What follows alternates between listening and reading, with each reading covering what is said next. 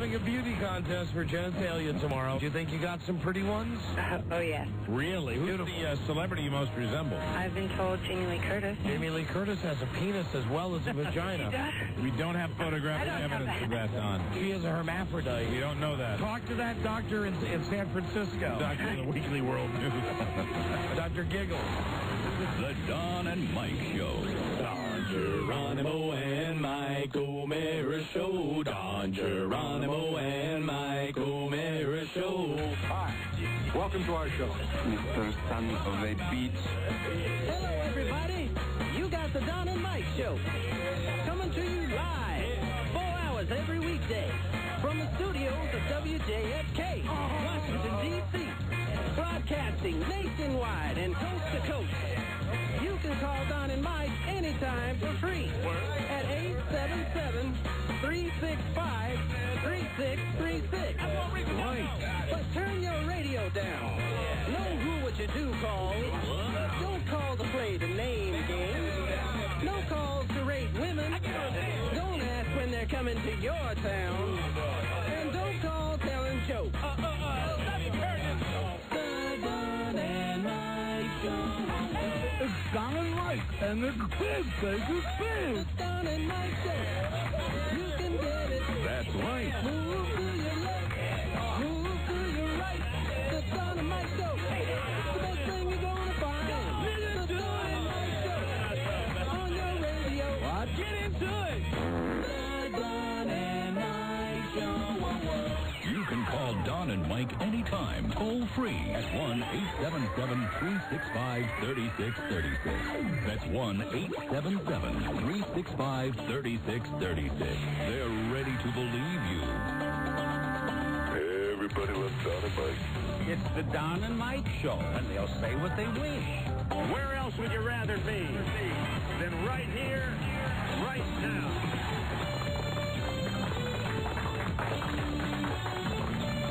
Every night before I go to sleep, I look up on the wall. 2 pieces of wood in a cross. A man nailed to that cross. Hands, nails, feet, nails. You know him as the Son of God. Thorns. Yes, a crown of thorns, Rob. You know him as the Son of God. I know him as Bill Hochberg. Ladies and gentlemen, please welcome Rob Spiewak. Take it away, Rob. I'm Rob A. Rob Spiewak from the Don and Mike Show on WJFK, and I want to know, are you ready to help our team do a big win over the Giants today? What do you say, fans? Rob Spiewak. Hey, what of you? We're doing today's Genitals for Jamaica show as a favor for all your deaf fans. Yeah. The whole show gets you guys reading lips. Good afternoon, Mr. and Mrs. Diane Sawyer and all the ships at sea. Hey, you can keep your Viagra. They're never low on fun. Don Geronimo and Mike O'Mara. Yes, and I've been told some of the contestants are already here. Oh, what time are we going to start the contest? Very soon.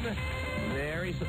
It's very complicated. Is it 3? But first we have to say hello and thank you for listening to Don and My Show. Still coming to you via the auspices of Westwood One. Gosh, they're the best. They are indeed. It's a new episode on Thursday, January 18th. Our phone number is same as it ever was. Same as it ever was. 877-365-3636. And we're not going to play Welcome to Our World today. Today we're playing something a little different. Yeah. New York, just when you thought we were out.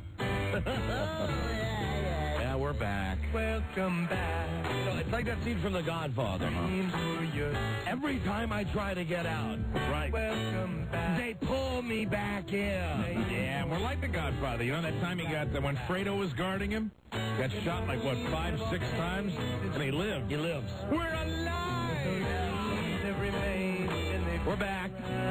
Show's being heard again. Hello, New York. On WNEW in New York. Same time slot as before. Good to be back in New York. 7 p.m. until whenever the show's done. And frankly, I want to tell you something. That the people who run that station, they're dickweeds. And they're the people we had the problems with all along. And over the last week, we've had all kinds of discussions, illegal discussions, and everything's been worked out. And they made it worth our while. And there's not another shift that's available to this show right now on WNEW. So we're happy to be back on NEW, and you'll be able to hear the show every night. Yes, absolutely. From 7 until 11 or 11:30, whenever they decide to stop running the show. So just remember, the tape's going to be tape delayed. All you people up in New York want to call, you call us in the afternoon. We'd be glad to talk to you. So we're back, and we're happy about that. We're actually very happy about that. Yeah, it's very good to be back in New York City, especially the big game coming up. Yeah, go Giants. We had, lots of calls from people wondering what went on in New York, and, all that is behind us now. We worked it out with the dickweeds who run the station, and who are still dickweeds. Yeah, and will always be dickweeds, and, at a certain point, you simply have to accept that fact. They worked it out, though. Good. We wouldn't be on NEW if things weren't worked out to our satisfaction, so we say to them, thank you for meeting us more than halfway, huh? You see, the squeaky wheel gets the grease, and sometimes you just got to squawk a little. So, after a brief hiatus, our show is back on WNEW. That is good news. Now, well, then fine. Now, if you, and today we are going to have many contestants for the Genitals for Jamaica show. Oh, yes, prettiest genitals will win an all-expense-paid trip to Jamaica. A fantastic day for the New York audience to get this show back where it rightly belongs on WNEW, because today's the day the girls will be coming in to parade their genitals, and we're going to pick the prettiest set of genitals to win a trip to Jamaica. Very excited about the show today. The contest starts very soon, and all the contestants are waiting out in the lobby right now. Gathering as we speak. However, I just got to say one thing. And it pains me to say this, so you're going to have to bear with me. I don't want to rehash everything that was in the Washington Post today. Right. In the radio column of the Washington Post. Today. But suffice to say, when you get past the stuff about the ratings, right, and I mean, who knows what he's writing about when he writes, Don and Mike continued their Napoleonic domination of afternoon drive. He has to give us the dictator that's the short guy, okay? He has to give us the big military conqueror that dominated the world. That's the little elfin-like guy. Don and Mike continued their Napoleonic domination of afternoon drive, winning every rating category. Okay, that's fine. Yeah, how about Alexander the Great, George Patton? How about Genghis Khan? Genghis Khan. Somebody really. At least throw me a Manuel Noriega. Sure. We'd even take a Cleopatra. But you get past that, and what he does is he spends the next couple of paragraphs, the next half of the column, writing a totally erroneous version of things that happened on this show over the last week. Okay, if you've listened to the show, you know why we walked out last week. You know the problems that we had. We documented it. God, we beat it to death on this show. Right. If you read today's newspaper, what's in the newspaper is not what really happened. Exactly. Now, this is what pains me to say. What? And you better roll the tape recorders. This is the only time you're going to catch me saying this. This is not Frank Ahern's fault. No, it's not. Wow. It is not Frank Ahern's fault. That I have done checking, and I have found that Frank Ahern's had a source for all of the crap he wrote about us today, all of the stuff that's not true about what happened on the show over the last week. He had a source? Yes, he did. There was a mole. A mole? A mole in the station. The mole. And that mole is at a funeral today. No, that's too bad. And if that mole thinks he's at a funeral today, he just better wait until he gets his scrawny ass and his big buck teeth in here tomorrow and his gigantic chinny chin. Because, in fact, I have discovered that it is Jim McClure who is the misinformation disseminator? Yes. Much as I would like to ream the guy from the Post for writing a story that's 100% non-correct, right? I can't fault him. I can't fault him because I found out through my own investigation that, in fact, He was simply relaying a story that had been told to him by somebody in management at this radio station. Oh, my And that God. somebody in management is the one and only Jim McClure. You could walk the hallways of this radio station and find millions of individuals that I would rather have dealing with the media than Mr. James McClure. He is not qualified to wipe his own bottom. And he gets every fact wrong. And I'm not talking about Ahearns now. Right. I'm talking about Jim McClure, who spoon-fed this information to Ahearns. You know how many meetings Jim McClure was in regarding our situation? How many? Zippy. Well, none. Oh. Zero. Well, none. None. Jim McClure had nothing to do with our most recent negotiations with management. Huh. He had nothing to do with it. He was out of the loop. But he's another one of those guys who apparently, when a newspaper guy calls him, He gets real excited. Oh, I must be important. Listen, I'll tell you what's happening. You know, and I wouldn't even be pissed if he told the guy the goddamn real story about what happened with our problems over the last week to 10 days, but he didn't. One has to have one's beanbag singed in the fire of the media to learn that you don't just babble and ramble on to a reporter. It is not the right thing to do. And what he did was, it sounds to me like he got excited and he was speaking out of school because he didn't know what the facts were. Yeah, but see, here's the thing. I think most people who listen to the show, and I'm not talking about the casual listeners, I'm talking about the diehards who actually sit through our ranting and raving. I think those people have a genuine understanding of what we perceive to be a big hypocrisy and why we were upset last week, which has absolutely nothing to do with the article that was written in the newspaper today, which if you read it, implies that we're babies, that because somebody talked about us, we quit. You know, our issue, and we've said it again and again and again, is with management, and it was with a long relationship that we had with this company, and we felt sincerely that we were not getting the attention that we deserved, and we really felt like we had to make some noise about that. And they lied to us. They lied to us about the situation at the New York station. I mean, we could not have been more clear about that, yet what's in the newspaper today is totally wrong, and I woke up like everybody, and I read it, and I was pissed, and I did some thinking about it, and I checked some of my people here at the station, and all signs point to Big Gum Jim. And I'm sad to tell you that he has been identified as the guilty party. Now, who knows what his motivations are? I mean, I will give him the benefit of the doubt and say that this is simply a stupid thing that he did. I mean, he didn't only sell us out with bad information. I just hope there's no malice here because, you know, we talk a lot about Jim McClure, and sometimes when you're joking about people, they come in here and they giggle and they laugh and they think it's funny, and we rake Jim over the coals on a regular basis like we do everybody in management. And maybe Jim harbors some deep-seated grudge against us, and that's why I did that. I hope that's not the case. He ratted out Liddy, too, with stuff about Liddy's show that's not true. And, you know, I kind of think that maybe it's just because he, he got excited because he was talking to a reporter. Who knows? Hi, Charlie. I just want to say, I know it's not that Jimmy has any grudges against you guys. It's just that he's stupid? Yeah, he's stupid. Well, okay. I give him the benefit of the doubt. But why would he tell the guy from the Post? Mike said it. He's stupid.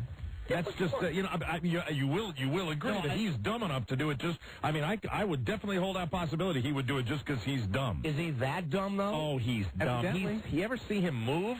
You ever go to a building with him and try to get, I've given him rides to places where I want him to leave a building, and he can't even process it to get out of the building quickly. He moves slowly. He thinks slowly. See, I didn't even think that there was the possibility. See, I originally thought that Frank Ahearns was just making all this stuff up, right? Because there have been newspaper guys who've written about it, just make it up. History there. But when I saw that, and you pointed that out to me, I could not believe that he would have had to have some kind of source. Well, I get down to the bottom part about Liddy, and then he writes about our friend G. Gordon Liddy, and one of the lines in the story says, "Station executives hint." And as soon as I read that, I thought, oh, well, listen, you know what that means? That means he talked to somebody in the station. Station executive. Please, station executive, my ass.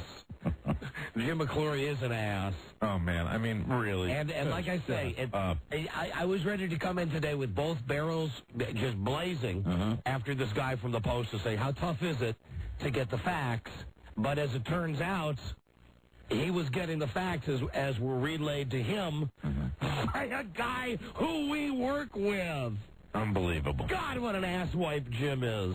Who's not available for comment at this time. Yeah. Who conveniently is at a funeral. You better tell him. Can I ask a question about this funeral issue? Do people go out and shoot people when they feel the heat around here? Is that what happens? They go out and, I'm curious about that. Seems like everybody's always at a funeral. I think that you better call Jimmy wherever he is. I have. And tell him that they better dig a second hole.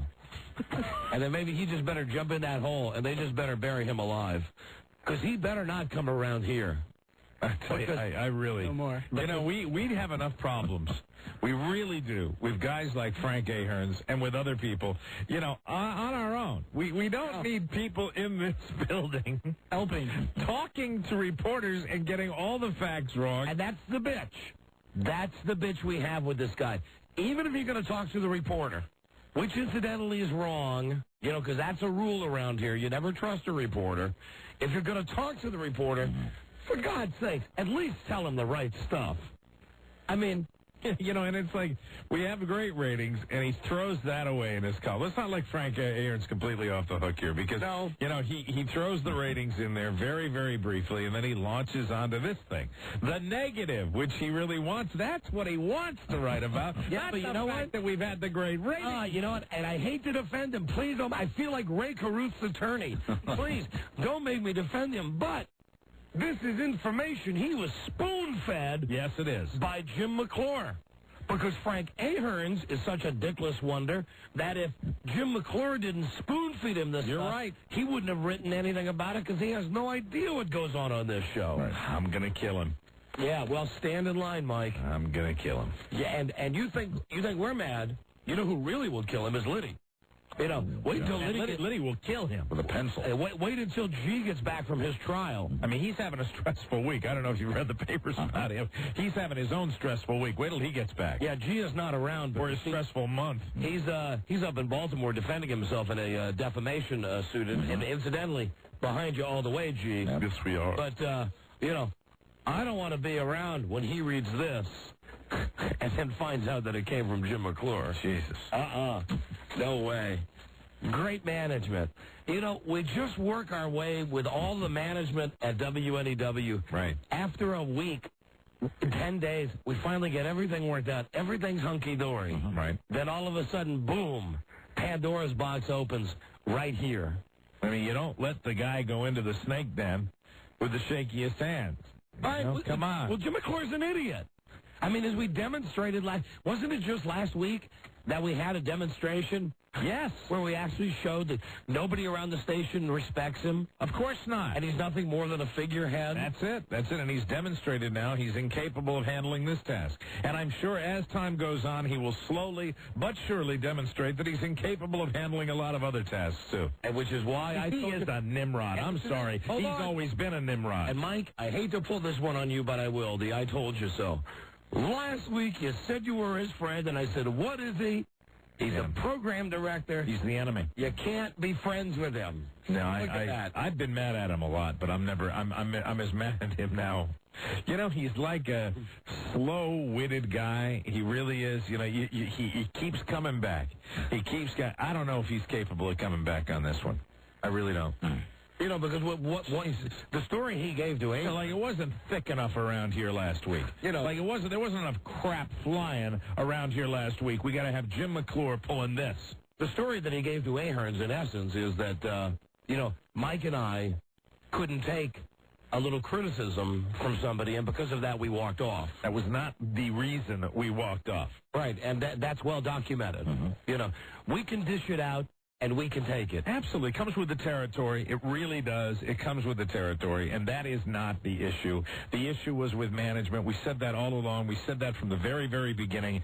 And, that was just one part of the whole huge equation that where we simply had to, wave our arms, jump around, scream and yell a little bit, and get some attention, get some stuff accomplished, and let the management, let the powers that be at this place know how we felt. And they finally figured it out. They finally got it all done. Last night was on the telephone with them. This morning we're on the telephone. Everybody agrees. Great. Everything's done. Don't worry about it. Absolutely. And now this. This is just talk about something that was completely unnecessary. Yes. And something that didn't need to happen. I'm astonished. This was a great story if you just stop the story after he writes that we continued our Napoleonic domination of Afternoon Drive, winning every ratings category. Right. That's a good end of story. Sure. But no, then you have to get down to Don and Mike's protest. and that's the headline for the next story. Yes. Right. And again, Jesus, I hate saying this, it's not the guy at the Post's fault. And I know that. I know who told him. It was Jim McClure. Right. Jim friggin' McClure. And if he was here, you'd hear it. Well, you know what? Here's a reason to tune in tomorrow. Right. That tomorrow the Don and Mike Kangaroo Court will be in session. Absolutely. That tomorrow Jim McClure's going to be on the hot seat. Yeah, there must be some sort of punishment. Jesus Christ. He must be punished. And I don't even want to think about what G. Gordon Liddy's going to do to him. Yeah, I mean, he's going to get a real punishment there. Right. We're going to do our goofy, entertaining punishment, but I'll tell you right now, G-Man, he'll come back from his little trial, and God, I hope he wins that trial, because if he doesn't win that trial, and he comes back, and he's got to deal with Jim McClure. Oh, Jesus. He'll be angry. So anyway. You just hear this. G's office is at the very end of the hall next to ours. We're the second to last office. G's is all the way down at the end, and you'll just hear this. Ah! Oh, God, I hope so. Ah! I hope so. He'll be doing that little lighter trick, leaving your hand over the lighter. I hope so. I might even stoke that fire a little bit myself. Oh, yeah, that's a good, hey, that's good. Hey, G. Wow, did you read this? Jesus, boy, why didn't he just take a stick and rape you with it? Why didn't he just anally rape you? Boy, look at that. Look what Jim McClure said about you in the newspaper today. Absolutely. Jesus Christ. So he'll have to go in and deal with those cold black eyes. Jim McClure, thank you. Okay. So anyway, that's all I got for you. Good night. Good night, everybody. It's great to be back on in New York. Yeah. Oh, hold on, Robbie. What happened to my Welcome Back Connor music? Oh, you were done. Well, you got the contestants music there? Jamaica music, sex music. We got Jamaica music. We got sex music. Mm-hmm. And here's the good feeling John Sebastian right now. Right, here we go. That's right. Well, all of that's in the rearview mirror now. Because the good people of New York, we're back. Welcome back. Welcome back. Every night, 7 to 11. That's the time slot they got available? How about those giants? We'll laugh about it. We'll take it. I'm kind of glad to be back on. Sure. Yeah. What the F? Sure. That's what it all comes down to that. With something like this, so at a certain point, you just got to go, what the F? What the F? They made it worth our while. They want us on the station. We're glad to be on the station. Very glad to be on the station. Okay. So anyway, the power. That's the news of the day. Juggernaut. That we're back on WNEW. Very good. And that Jim McClure is a dead man. Dead. He is dead to us. Mm-hmm. I want his family dead. You want his house burned to the ground. You want to go out there. You want to pee on the ashes. I want you to pluck out his eyebrows. I want you to pull out his eye sockets. And I want you to cut off his balls. Whoa! And bring me his balls on a big one. What's one of those sticks that you a what? Skewer. Yes. I want his balls on a skewer. Brother Donald, look what I have here. Yeah. This is G. Gordon Liddy. I brought them back on a skewer. And he's the guy who could do it. Don't you know that's true? Absolutely. Jesus. Hello, Don and Mike Show. Hi, yes, this is Dr. Robbie. Yes, hello, Dr. Robbie. Yeah, you guys are, I know you guys talking about those vagina things, and I have a comment for, We're talking about what? You really might want to think about mastering the English language before you call back the next Hello, time. Doctor, what? Yeah, you guys are, I listened to myself. The vagina. Hello, is that what you wanted to talk about, vagina? Sounded like that's what I heard. Hello, Don and Mike Show. Hey, now that you guys are back on in New York, are you going to start giving them freebies on the secret song and so on? I don't know. We'll see. We'll see. All right. Right now, we're just happy to be back on in New York. Concentrate on the show at hand. Hello, Don and Mike Show. Hey, guys. Hi. I talked to you about 3 years ago. I was entering into a broadcast school, and I was asking what your opinions were on that. Yeah, and I hope we told you to forget about it. Yeah, you did. I don't know if you remember, Dude Walker even called up and kind of backed me up on it, said he went to the same kind of a trade school. But after hearing this stuff... Did you go to the Connecticut School of Broadcasting? No, it was on the West Coast. I'm in Spokane. Dude went to the Connecticut. Dude and I went to the Connecticut School of Broadcasting. There are some guys in radio who've made it, but I generally believe you might as well just go out, open a window, and throw your money out the window. Well, I remember. I mean, this is years ago. I was 14 years old, and I did it on a weekend thing with a friend of mine from high school. And we went for fun, and we went in there. We were real excited about it because we took it very seriously. Oh, it was just boys? And no, it was adults, and we were. We went in there. You were boys. Though? We were young boys, tiny young boys. Nobody fondled us. Come on. I got mugged though in Hartford. I got mugged when that happened. Well, there was some touching. Okay. From some of the older disc jockeys that were teaching the classes. I'm saying they're all freaks. What'd you say, Jack Allen? I never said that. We went in there, and you had to go in, and they'd give you a piece of copy to read. Right. And then you had to, they had a turntable set up, and you had to talk over the record. And I was really nervous. It was only after the fact that I realized, like so many things of that nature, I believe if your money's green, you get in there, you go for it, and you give it a try. Unless, of course, they're swamped. Then they filter a few people out. But well, the story that I heard, and I don't know because I never went to a broadcasting school, was that they would bring, like Mike said, young teenage boys into a room, and then they would have to talk into the instructor's microphone. Yes. And a big, fat, sweaty guy, kind of like a Jim London type guy, he would pull down his pants, and he would allow himself to become aroused, and then each of the boys would have to talk into the microphone and work on their mic technique. Well, you have it almost right, but the big, fat, sweaty disc jockey was on the other side of a wall. The wall had a hole cut in it. On the glory hole. And then they used body paint to paint the appendage to make it look like a microphone. Silver. And one of the instructions was, when you're talking into the microphone, hold it vigorously. Right. And to this day, that's what it was. We still keep our lips close to it. And always, yes, right, Buzz. Keep your mouth very close. Right. And he kept screaming, use more plosives, use more plosives. The thing that was cool when I went, I think it was near a radio station. I think we got a chance to see disc jockeys. There were disc jockeys, at the time, it's like when you're young, and you listen to these guys, and some of the guys that were teaching the classes, there was this one guy, Dick McDonough. Dick. Who I'd listened to, I'd listened to when I was 5 years old all the way up. And Dick McDonough taught one of the classes, and he was cool. Sure he did. Boys, hi there. My name is Dick McDonough. Now, in front of me, you're going to see a large console. What I'm going to do is remove my sensible trousers. Now, I'd like you to reach down. You see these things between my legs? I wish Dude would call. Here's what I want you to do. I wish Dude would call because he probably knows the same guys. To get the feel of them, because that's what a radio knob feels like. Go ahead. What's your name, son? Mike O'Mara? I'm Mike O'Mara. Hi, Mike. Hi, Dick. Hi. Come on over and... Come on over and... okay, hi, Diamond. Grab on. That's what I sounded like when I was back when I was 13. Hey, how are... No, even back when I was 14, I had this voice. Grab onto one of these and pretend that you're tweaking the modulation right now. Make the attenuator. Make the knob go up and down. Okay, there we go. Oh, how's that? That's good. I'm twisting. Now, talk into the microphone. Hello. Closer. Hey, the microphone just spit at me. Closer. That's not right. Another guy's name was Walt Pinto. Hey, Walt Pinto with you. I think that's what his name was. Thank God the authorities haven't found out about my previous record. They run you right out of town. I go from state to state, Hey, listen, guys, my name's Walt Pinto. In case anybody asks, if I ever have one of these broadcasting classes at my home, you might notice some of the neighbors coming around to check on us. That's because I'm in a unique program where I have to go to all my neighbors and identify myself before I move into their neighborhood. Yeah. The good old days.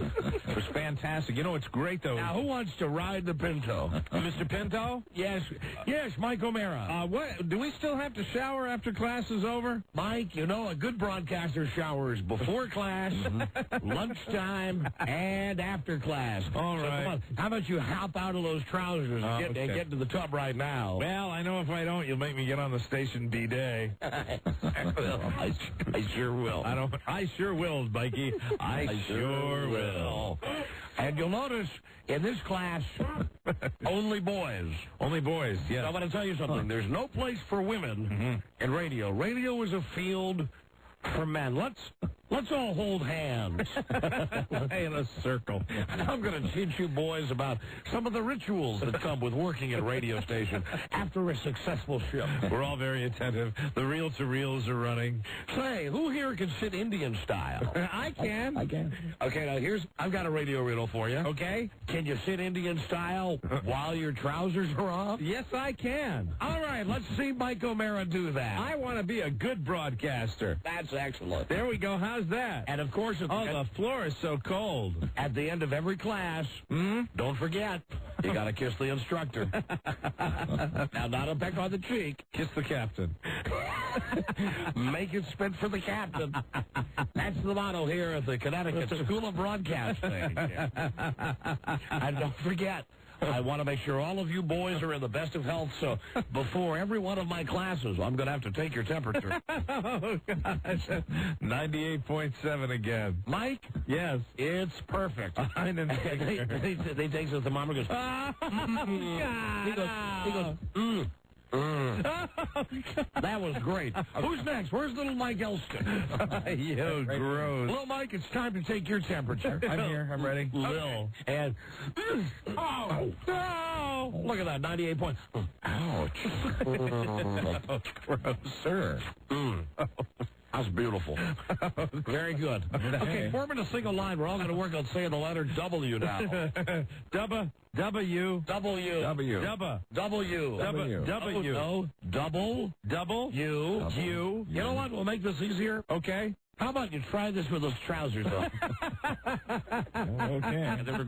Now, double U. Double U. That's closer, Mike. U. That's closer. How about we try it? I'll take your temperature while you're saying W. Okay. Okay, here we go, Mike. And double U. That's excellent, Mike. Oh. Hey, Mr. Pinto? Yes, Mike. Do we get cranberry juice after the class is over? Only if your butt's bleeding. Yeah, broadcasting school, please. I had a good time doing it. Oh, well, I know you did. I did. I had a great time. I had a gay old time. I know you did. I did indeed. I know you did. Big fun. Hello, Don and Mike Show.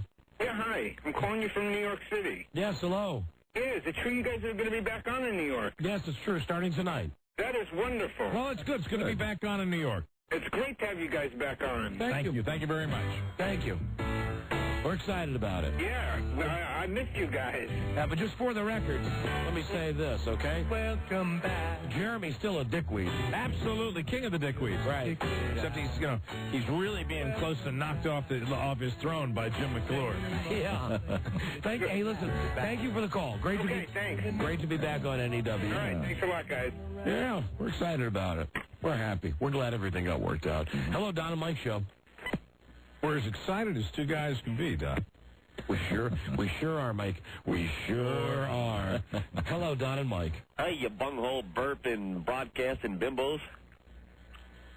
Come on, you call all the time with the same. I hate that because you labor at it. You don't just let it roll off the tongue. You kind of like. It just came right off the top of my head. No, it didn't. No, you always call with some greeting like that. Your call is completely premeditated. I would go one step further. I would say there's odds are you have it written down. Oh, yeah. Hey, buds, what's the problem? Hey, I don't know. It's something about your manner. Be happy, boys. Pardon me? Be happy.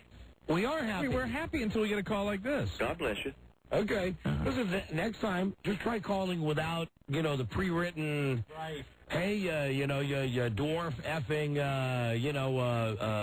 CGRWs. Yeah. I'll do that. Try right hello. Now. Okay? Goodbye. All right, goodbye. Dick! Very good, Rob. You call him a dick? I don't like it. Hello, Don and Mike Show.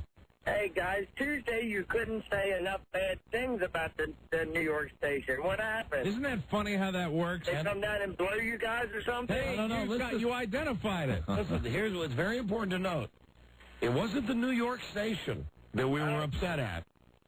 I think if you remember our conversations, it's the people who run the New York station Okay. that we were upset with.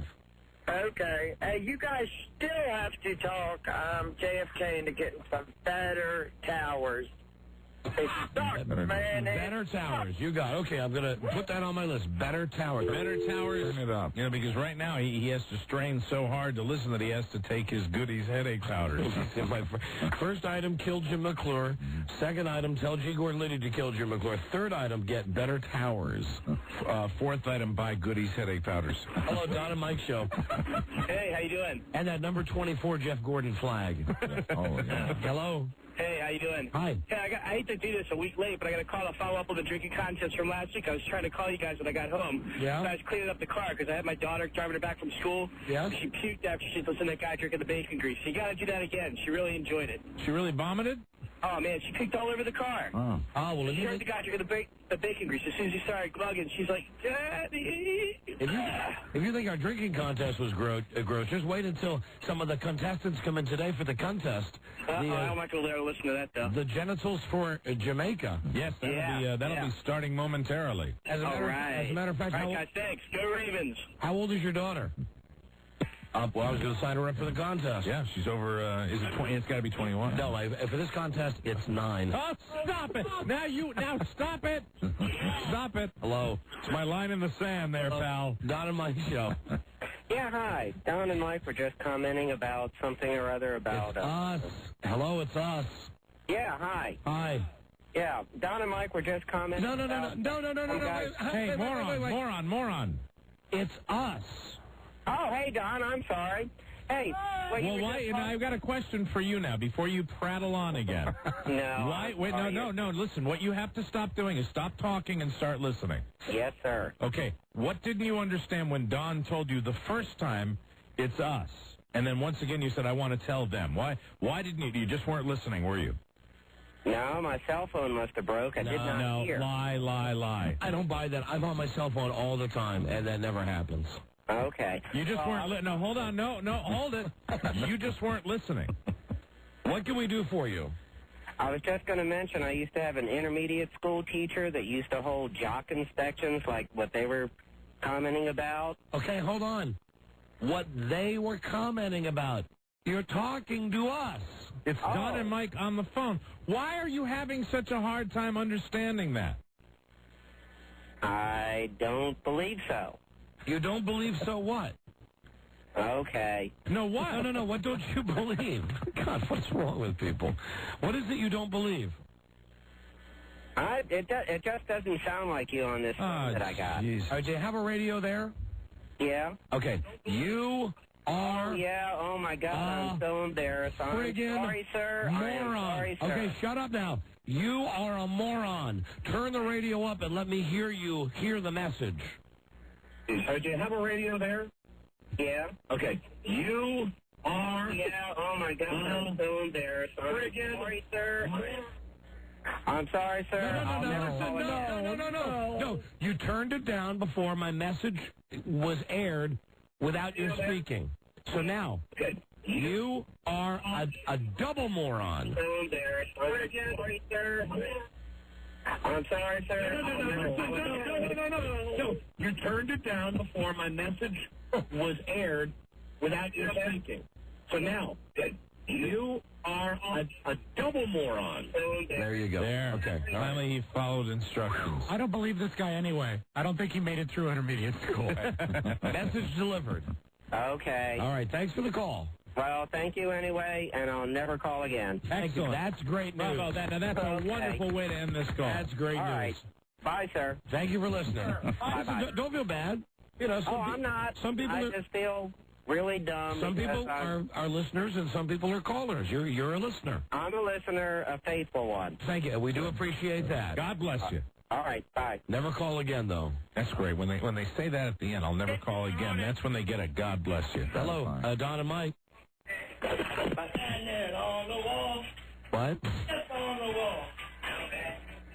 This is Thomas Aloysius? We don't want to dance. Standing on the wall. believe Tom is singing Cool in the Gang. Get down on it. Come on and get down on it. If you really want it. Is that Tom? You gotta feel it. Hey, Tom? Hey, Tommy? Hey, Mike. Hey, Don. Tom, are you singing to Cool in the Gang? I am. Yeah, that sounds great, Tom. Go for it. Jesus. So what do you think, NEW? You glad you re-signed us, huh? Well, how you gonna do it? Aren't you glad you got this show back? This is quality. Well, how you gonna do it if you really want to? You know, that's not Cool in the Gang. That's Drool in the Gang. Enough of that. Oh, wow. Enough. Listen, the contestants are here. Very good. So we're going to start the contest in just a second. Excellent. Genitals for Jamaica. Also, I want your thoughts, and I want to tell you what I thought about Temptation Island last night. Because I logged some time with it. I got some thoughts. Yeah, I hope they're like mine. Got some thoughts. Not as good. Yeah, really. What a yawn. Not as good, but that's why we have 4 hours a day, Mike. 877-365-3636. Good. I'm glad you're coming around. Don't shoot the whole wad right now. Hey, sorry about that. Time for a call 100, and the secret sound worth $500. Good luck, be the 100th caller right now. This is the Don and Mike Show. I think stocks had something to do with that decision. It's not funny. I beg your pardon? What word do you have trouble with? You understand not? That's comfortable for you? Yeah. And funny, you heard of that? Yeah. This doesn't work. You see, I think stocks had something to do with that decision. See, now I'm laughing. Well, laugh loud so you can cover for the rest of us. Hey, you like your job? No. Well, watch it. Let me go. Oh, may I? Thank you. Come on. Watch it, asshole. Staunchly opposed to tan cake pity. The Don and Mike Show. We are. Time for call 100. Trying to give away this dough right now. Hello, Don and Mike Show. Don, how you doing? I'm caller 100. Buddy, yes, you are. Hi, and what's your name? Steve Zubel from Leesburg, Don. Steve, you have won the tickets to WWF. The break. Raw is War. Oh, incredible. Great. Listen to you guys every day. Thank you. Who doesn't like wrestling? Over 40 of your favorite WWF superstars live at the MCI Center March 5. Tickets go on sale Saturday at noon, but you've won them before you can buy them, so enjoy. Now, the secret song number 3. This was a hit record within the last 15 years. Yeah, within the last 15 years. Most definitely within the last 15. Yeah. And it's old school, as by a brother. Those are your hints. We'll play you the clip of the song now. You identify it. You win the money. Please don't answer until Mike sings like Dean Martin. And we wish you Godspeed. Caller, name this secret song. And, Mike, how about some love? Because I'm not tied into the Goulet thing anymore. I was just going to say that. How about some love? Sure. Give me your range. Okay. Let's hear it. Is that a gigi I got to go to the couch. Oh, yes. Oh, yeah. Oh, now thank you. Now it's Pandora's box is open, baby. I'm very excited. For $5, what is that song we just played? I don't have a clue, but I'll have to take a guess and say Michael Jackson's Thriller. Thank you. A good guess it was. Very good guess. Thanks, guys. You're very welcome, and don't forget that every guess is a clue for you. For you. Okay, now, before we bring the contestants in. Yes. And they're already here. There's at least 7 girls here ready to show us their genitals. Genitals for Jamaica. Very good. We're giving away a free vacation. I'm amazed at this. Last week, I've had this on my notes to talk about it. I've never talked about it. That I was amazed that some douchebag spent $18,000 to buy the volleyball that Tom Hanks screams at in the movie Castaway. I think I may have discussed it with you off the air. Do you think it was the volleyball? You know, obviously they use several different volleyballs. I wonder which stage the volleyball was in. In the notes that I have for the show every day, when I write down what I want to talk about, one thing I've written down every day by this, and we never get to it, is eBay, $18,000 bid on the Wilson ball. Right. Was it the real ball used? I don't think so. Well, I opened the newspaper today, and I read that a second Wilson volleyball, Wilson, featured in the movie Castaway, sold for $21,000. Oh, my God. $3,000 more than the last douchebag paid. It's amazing. Wilson, it says, the co-star in the hit film. Fox plans to auction off at least one more Wilson.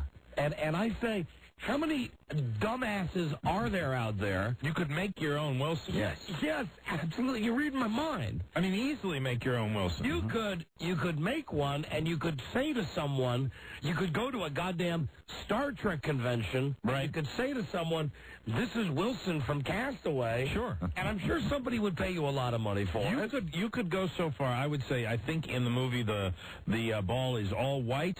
You could even get a multicolored ball and still say it was Wilson, and people would probably bid on it. Probably. How dumb? Because you know when they made the movie that it wasn't one volleyball that they used all the time, and I know that they're saying that it was 3 volleyballs, but I don't doubt that the Wilson Sporting Goods Company gave them like 100 of them, and what they're doing now is, they're laughing, they're putting their hands in red paint, right, and they're mass manufacturing them. So somewhere, Kathy Lee Gifford has a bunch of Taiwanese children, and each of them is standing with a volleyball in front of them, putting their hands against it to make the face, and then they're putting the hair in, and they're saying each one of these, some schmuck is going to shell out big bucks for. Now, I would love to get a quote from the people that bid on this, because I would like to know whether they seriously are doing this to think that somewhere down the road it's going to be more valuable. Because I would think that unless a movie becomes a true part of American culture permanently. Now, there are not many movies that get that. You get the movies like The Wizard of Oz,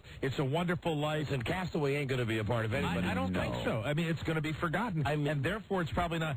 It's not going to be that valuable. It's not even going to be a part of my DVD collection. You'll be able to find it in one of those old Hollywood stores. Have you ever gone into those stores where they sell the Hollywood memorabilia? Sure. They have one down at Pleasure Island, Don, and you get this obscure crap, like Warren in the 1958 movie, Lorna whatever wore this, and it's just garbage, and they sell it for like $30. Right. I'm amazed. I've been amazed for the last week that some idiot spent $18,000.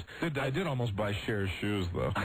I'm more amazed. Well, see, there you'd be able to verify by the smell. Yes. They were behind a glass case, though, but I could still smell them. Yeah, see, that's something you can tell now. With these volleyballs, what are they going to do? Give you a certificate of authenticity? It's a piece of paper that some guy signs that says, this is really the volleyball that was used in the movie. And hasn't there been, haven't there been many stories recently where memorabilia, especially sports memorabilia, somewhere in the neighborhood of 90% of it is BS? Right. Sure, of course it is. I mean, don't collect it. They're saying basically don't collect anything that's signed unless you see the guy signing it. 90 or 95%, they say. As a matter of fact, the movie company says they did have 3 balls for the movie, but now, you're right, the Wilson Company, the sporting goods company, says they're going to start making and mass-selling Wilson ball characters.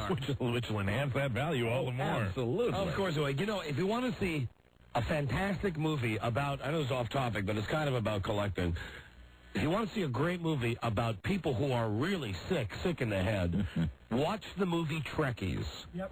Have you ever seen this movie? No, I've never seen it. Now, let me tell you the premise of this movie, and I will tell you right up front that when Star Trek The Next Generation was on, I was sucked in. I got the uniforms, and I mean, I went beyond ordering the uniforms out of the magazine. It was one of the seasons of your life, Don, and we understood. We really understood. I got a real uniform that was really worn by a cast member on the show, and I would wear the uniform. I was a big fan of your uniform days for one reason. The look you would always get, whether it was Batman, Star Trek, or whatever, you would always get the same look on your face when you would put the uniform on. It was a look of, there was a little bit of unsureness as to whether we would like it, but mixed with you really thought you were the superhero. It was a wonderful look on your face. A bad phase of my life, and I'm past it now. And it just gets reinforced. I watched this movie over the weekend. Now, what it is It's a goof on Star Trek fans, but the Star Trek fans don't know they're being goofed on. So it's kind of a documentary. Yes, the movie's called Trekkies, and it is, the star of the movie is Denise Crosby, who played Lieutenant Yar. Kind of hot. Yeah, on Star Trek TNG. Right. Okay? And what she does is, she goes to conventions, and she, like, finds fat people who are dressed as Klingons, and people who speak Klingons, and she goes to, like, this guy's house, where this guy has got on the wall, I ask you not, 500 Star Trek dolls, and he's got them all in exactly the right position where he'll say, now this one is valuable because this one, as you can see on the bottom, the number is 0123, which means it was one of the first ones produced. Sure. And I mean, I can't tell you, I can't explain how funny it is to watch the people at the conventions, but the scariest moment is when she finds this girl who's in love with Data. You know the guy who was Data on Star Trek? Yeah, right. I remember. Didn't we interview Data? Yeah, well, I mean, when I went through the phase, trust me, and thank you for living through that with me, we had them all on the show. Hey, it was nothing compared to your Tony Robbins phase. Believe me, the Star Trek phase was a walk in the park compared to the Tony Robbins phase. The Star Trek phase, we had them all on, and I talked about it incessantly. Well, Tony Robbins phase, we were about to take you out to a barn out in the middle of the country.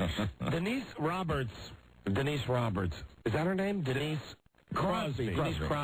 I'm thinking, of course, of Doris Roberts. I'm always thinking of Doris Roberts. Who isn't? Baby, especially with the genital contest today. Because I've got to think that Doris Roberts got a fantastic vagina. Yes, she would win hands down. Really beautiful. Really nice, really pretty vagina.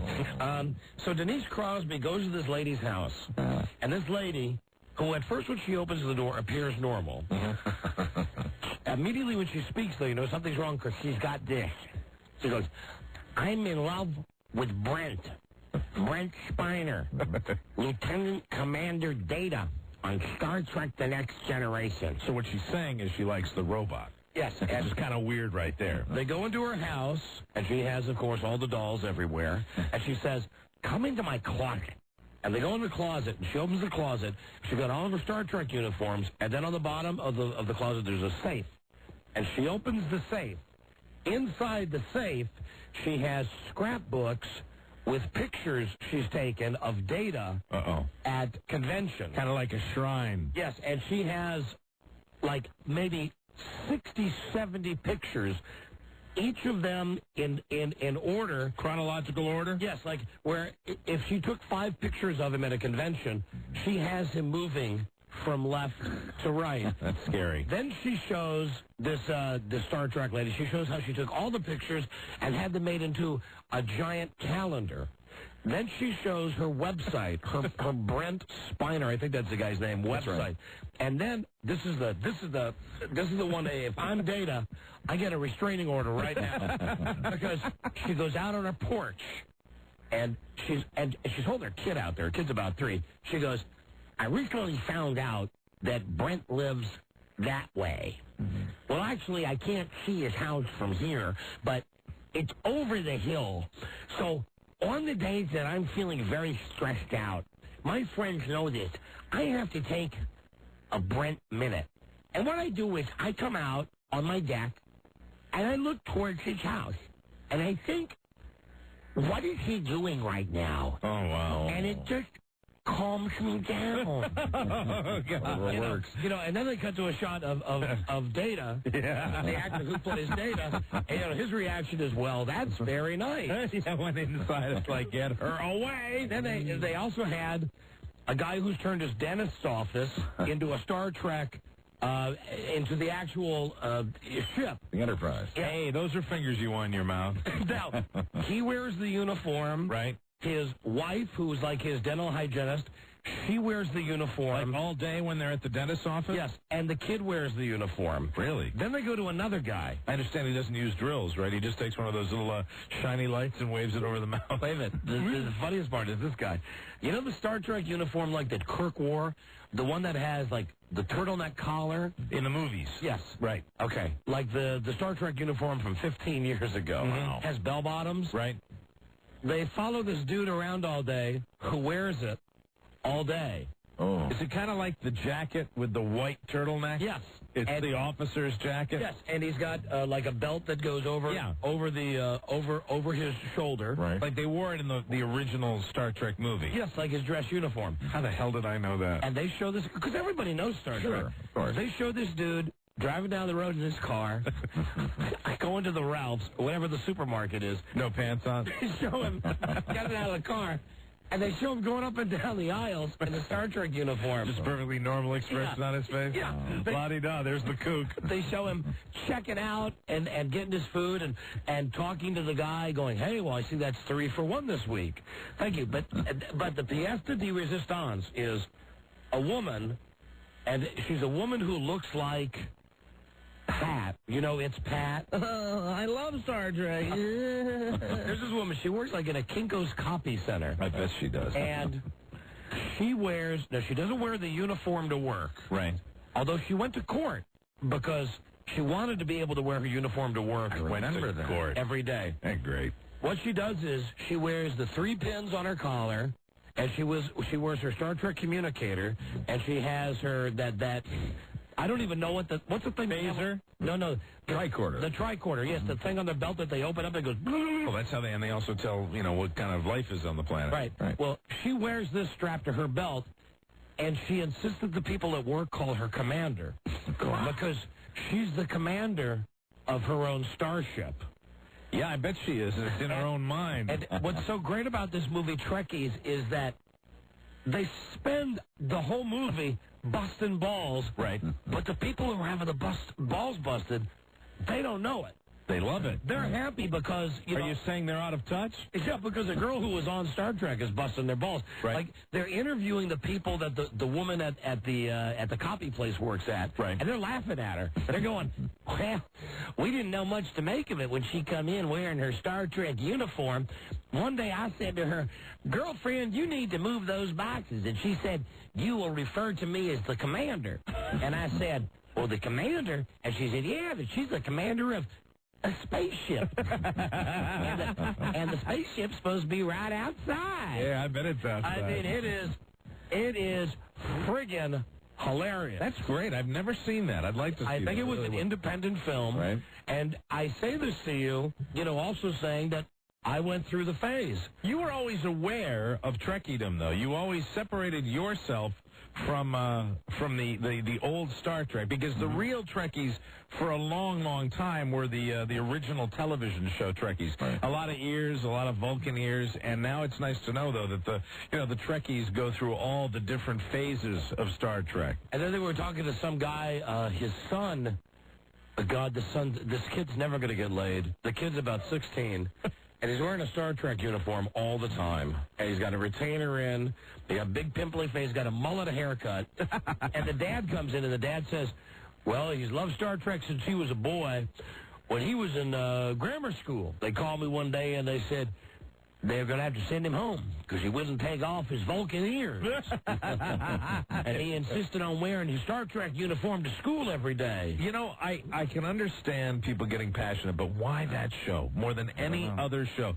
No show has ever had a fan base like that. I got into it. I liked Star Trek. You did. You went nuts for this show where you had every episode, you collected things, you wanted masks and things they wore on the show. It's just people that get into that show, and I think it's a fine television program. Don't get me wrong, But I'll just say to my credit that the only stuff I wanted was the authentic stuff. Right. You wanted, yeah. Right. For what it's worth. Yeah, points for that. The stuff that I got was all real stuff. Like, don't give me the okay sign. You wanted the real stuff, but you were always aware of, you would never go out to a convention. No. But you treasured ever since we were on the set, it stole a phaser or whatever. No, I didn't steal the phaser. This is the greatest thing. We went out to be on the Arsenio Hall show, and they were giving us the tour of the lot, And we were on these little go-karts, these little, golf carts. Right. And they said that's where they tape Star Trek: The Next Generation. It's a closed set. I don't think they got that out of their mouth, where Don had vanished and jumped off the little tram that we were going on, and you had vanished, and you came back with, the cat who ate the canary grin on your face, and you had something in your hand. What I got was I snuck off this little tram, and I walked onto the set. And like just about anywhere, if you walk in somewhere like you know what you're doing, no one questions you. Exactly. I walked in. They were not filming. I went right to the bridge of the Enterprise. I took the drop cloth off Picard's chair. Right. I sat in Captain Picard's chair, and they had a panel on the side, one of those things that they press the buttons and it has the logo. I took out my little Swiss Army knife, and I jimmied this panel off of Captain Picard's chair. It's about 4 inches tall. Right. Tiny little thing. Yeah. This day. It's very small. A little piece of painted plastic is what it was. And I brought it home, and I affixed it to my television. Still there. And you're right, Buzz. It is on the front of my television. Absolutely. It is. That was, you were at the peak of your Star Trek fandom at that moment. And I remember how crestfallen you were when we walked in, we found out those little doors were on wooden pulleys. Oh, yeah, I was. Remember that? Yeah. And it was just like plywood. It was tiny little plywood doors. It was. Amazing what they... Let me just say, when you're on a set like that, you realize the things they do with sound effects in film. You hear all these guys like Industrial Light and Magic with all the special computer effects, but the guys with the sound, I mean, sound is the whole deal. The Foley artist. I mean, having the Foley artist. That's what they're called. Well, yeah, I mean, from the Charlie Chaplin era. Well, they still call them that. Look on the credits. But the guys that actually, when I hear that, it's like the guys that make those little coconut galloping sounds. Yeah, to this day, they still have it on the credits of new movies. Well, they walk up to a door on Star Trek, and he goes, and the door's open. Right. And Mike loved the fact that he said, "Hey, come here, look at your doors." And Mike stood there and actually pulled on the strings. This rope. It was rope on a little cheesy pulley made of plywood, and then you space age scary. It was cool. So much wood, so much plywood. I've never seen more plywood. But I'm past it now. I'm here to tell you that I'm past it now. I'm waiting for the next great obsession. There hasn't been a great obsession for a long time. There hasn't at all. I may be getting past it. Hello, hold on. We got a girl who went to that Star Trek dentist office. Very good. Hello, D? Yeah. D, or a guy, I'm sorry. D. Yeah. I'm a guy. Yeah, it's just a letter. D. You went to that very Star Trek office, the one where the guy was in the movie Trekkies? Yeah, sometime before the movie came out, I was in Florida, and I had to go, and I lucked into this place somehow. Was he a good dentist? I didn't find out. I went in for an estimate, and I got the hell out of there. I never went back. Because you go in and he's got like, they showed it on TV. He's got, his entire waiting room looks like the Starship Enterprise. I would say, well, I would say it'd be good for little kids, but little kids are frightened of that. It's an adult practice. It's an adult practice. And he wears the outfit, and his wife. When the camera's around, he wears the outfit. What? When the camera's around, he wears the outfit. Oh, so you mean you saw him without the outfit? Oh yeah, it was like the shuttle from Rigel 7 was probably running late that day, and he couldn't get dressed or something. He was dressed in like T-shirt and slacks, just wandered in. What was that Rigel 7? Is that some sort of Trekkie thing? I have no idea. I just made that up. Oh, all right. Good. See you later. Hello, Don and Mike Show. Buddy. Hey, buddy. Hey, how about that woman, the Spiner film? Her little booklet of pictures. It was like every one of them was a headshot. Yeah, you got to watch the movie. If I'm Brent Spiner, I put an immediate 24-hour guard on my house and make sure this woman never approaches me. And if you're looking in the annals of actors, most likely not to be stalked. Yeah. Wouldn't Brett Spiner be? Wouldn't he be like top of the list? I mean, he's a turbo nerd. I'm telling you, this bitch. Well, you saw it, that bitch was in love with him, isn't she? Oh yeah. And what about that guy who bought the Klingon head thing for like $4,000? I mean, you've got to watch this movie. I have always enjoyed of all the Trekkie things. It's not the ears. I like the people that speak Klingon. Oh, because they have a book of Klingon. No, it's a real language. Okay. In this movie, they had film of a class where people spend their summer going to some community college, and a guy teaches them how to speak Klingon. Fantastic. And they have footage of these absolute dorks sitting around singing Klingon songs. Oh, God. Oh, this is in the movie? Yes. Oh, my God. They're saying, the guy, and he's speaking about this like he's some real friggin' professor. He goes, here was an interesting dilemma. I was asked by a student if Klingons were playing baseball, would they say, you're safe or you're out? And we decided that a Klingon would simply say, you're dead or you're alive, because the Klingons are so violent. And so Denise Crosby says to the guy, so if an umpire at a Klingon baseball game sees a Klingon and he's out, what would he say? Gross Blogao. Yeah, I love Klingons. And she's doing it with a straight face. Oh, that is great. I'd love to see this. You should check it out. I will. It's on cable sometimes. Good. Right. Hello, Don and Mike. Yeah, that's the greatest movie ever made. I like the clubs that the people join where they're like, I'm the man of war, man of arms. And that was just ridiculous. Oh, yeah. Okay, so they have clubs. I mean, I could go the whole show about this. They have clubs where they sit around and they make up spaceships. Right. I mean, they're people dressed like you and me wearing regular clothes, and they bring the camera in and they go around the room and they go, hi, who are you? And they all have made-up names. Like they go, hi, my name is Yi Shang Gang, and I am the ship's medical officer. And I mean, I'm talking about youngsters. So the clubs that they form are actually a ship? Yes, they pretend that they're on a starship. They pretend that they're on a starship, and each of them has a rank, and each of them has a job, and each of them has a name. Well, I know what you would have done if you joined one of those clubs. You would have insisted on being the first officer. No, not the first officer, being the captain. Captain, yes. I don't want to be someone's number one. I'd be the medical officer. I'd want to be the captain. I'd be Bones. Jim. Make it spit for the captain. 1-300 AM. Oh, okay. So they got something funny with him. Really, with Bones? Yeah, when they're interviewing him, and he goes, DeForest Kelly, who's no longer with us. He says, one of the greatest fan letters I ever got was a woman sent me a naked photo of herself, along with a marijuana cigarette. And the letter said, you've turned me on for so many years. Let me return the favor. That's right. Yeah. Yeah, and incidentally, if you want to know what turns Buzz on, send him that kind of fan letter. Hello. Don and Mike Joe. I'm sure she meant well. Hello. Hello. Hello, you're on the air. Hey, Don, did you catch the guy towards the very end of the movie who built the this giant black box on wheels? It was supposedly some kind of wheelchair. Oh. It was like wheeling down to Radio Shack in it, and it was just his head sticking out of the top of this big box. I got to see this movie, guys. You are selling it big time, It's really. the funniest thing. Hold on, here is the hotline. Hello. Hey, Sugar Bear. Hi, honey. I spent a lot of our early marriage making fun of you for your Star Trek, and I'm glad that you finally grew out of that stage. I think you know I've grown out of that stage. I know, but I just have one more thing to throw at you while you're on that subject. Yes. Is that it's pretty silly to dress up, something you watch for entertainment, to dress up like those people, and you realize that now. Honey, hold on, honey. Hold on. Okay, all right, what? It's pretty silly to dress up, something you watch for entertainment, and you realize that now. And I just have another thing that I'm hoping you grow out of one day, and that's What? football jerseys. I think I've gotten to the end of the road with the football jerseys. Oh, good. So we can start cleaning out that closet full of football jerseys? No. I like having them. Can we put them with the Star Trek uniform in the closet we don't use? Very good value potential on those, though, because, when teams change their uniforms, that's when those go up. Honey, I like my football jerseys. Come on. Well, the Star Trek uniforms are valuable, too. I mean, but it's silly dressing up like something that you watch for entertainment, right? How often do I even wear those jerseys anymore? Never. All right, well, then good. Well, no, then but good. honey, And you have grown up. Honey, it's my closet.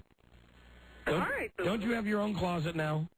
Yeah, but I don't have cheerleader uniforms in it, and I did have that one Star Trek that you got for me. Now that I got my wife a Star Trek uniform. I remember that. Yeah, I remember that. I remember you had I had a party one time, a Star Trek party where we all dressed up. Everybody had to dress up like Star Trek. We see that was not like the Tony Robbins phase where nobody went along with you. I mean, we all were glad to participate because it was kind of fun. Right. The difference between Tony Robbins and Star Trek. Tony Robbins scary. Star Trek fun. That's the difference. Star Trek's scary when you live with it. I say, Frida, you're right at the source there. I can imagine that might be a little scary. And every month when we were on the Columbia Star Trek Program of the Month Club. Oh, that's why I ordered all the videotapes. Yeah, right. Every month. It was like finally we were at the end. And then they started us over at the beginning and started sending us episode 1 again. It was, it was a very hard cult to get out of. I have every episode of Star Trek The Next Generation on video. I never watch them, but I have them. They're all in the boxes still. They're all in the special collector's boxes. Most of the boxes have never even had the wrapping taken off. Shrink wrap has been unblemished? Yeah, I don't even watch them. It's great. But I wanted to get all the episodes. All right, love you. All right, I love you, boo. I know you love piling on. Thank you. Goodbye. Goodbye. Always there to help me, she is. Hello, Don and Mike. Yeah, Don and Mike, Radio God. Yeah. What about the part where the lady's describing the Klingon mating ritual? Remember that? Okay, all right, okay, hold on. And really, this is the last thing I'll tell you. That there's this big fat black lady and a big fat black guy. Right. And they're wearing Klingon makeup because, you know, most Klingons are black.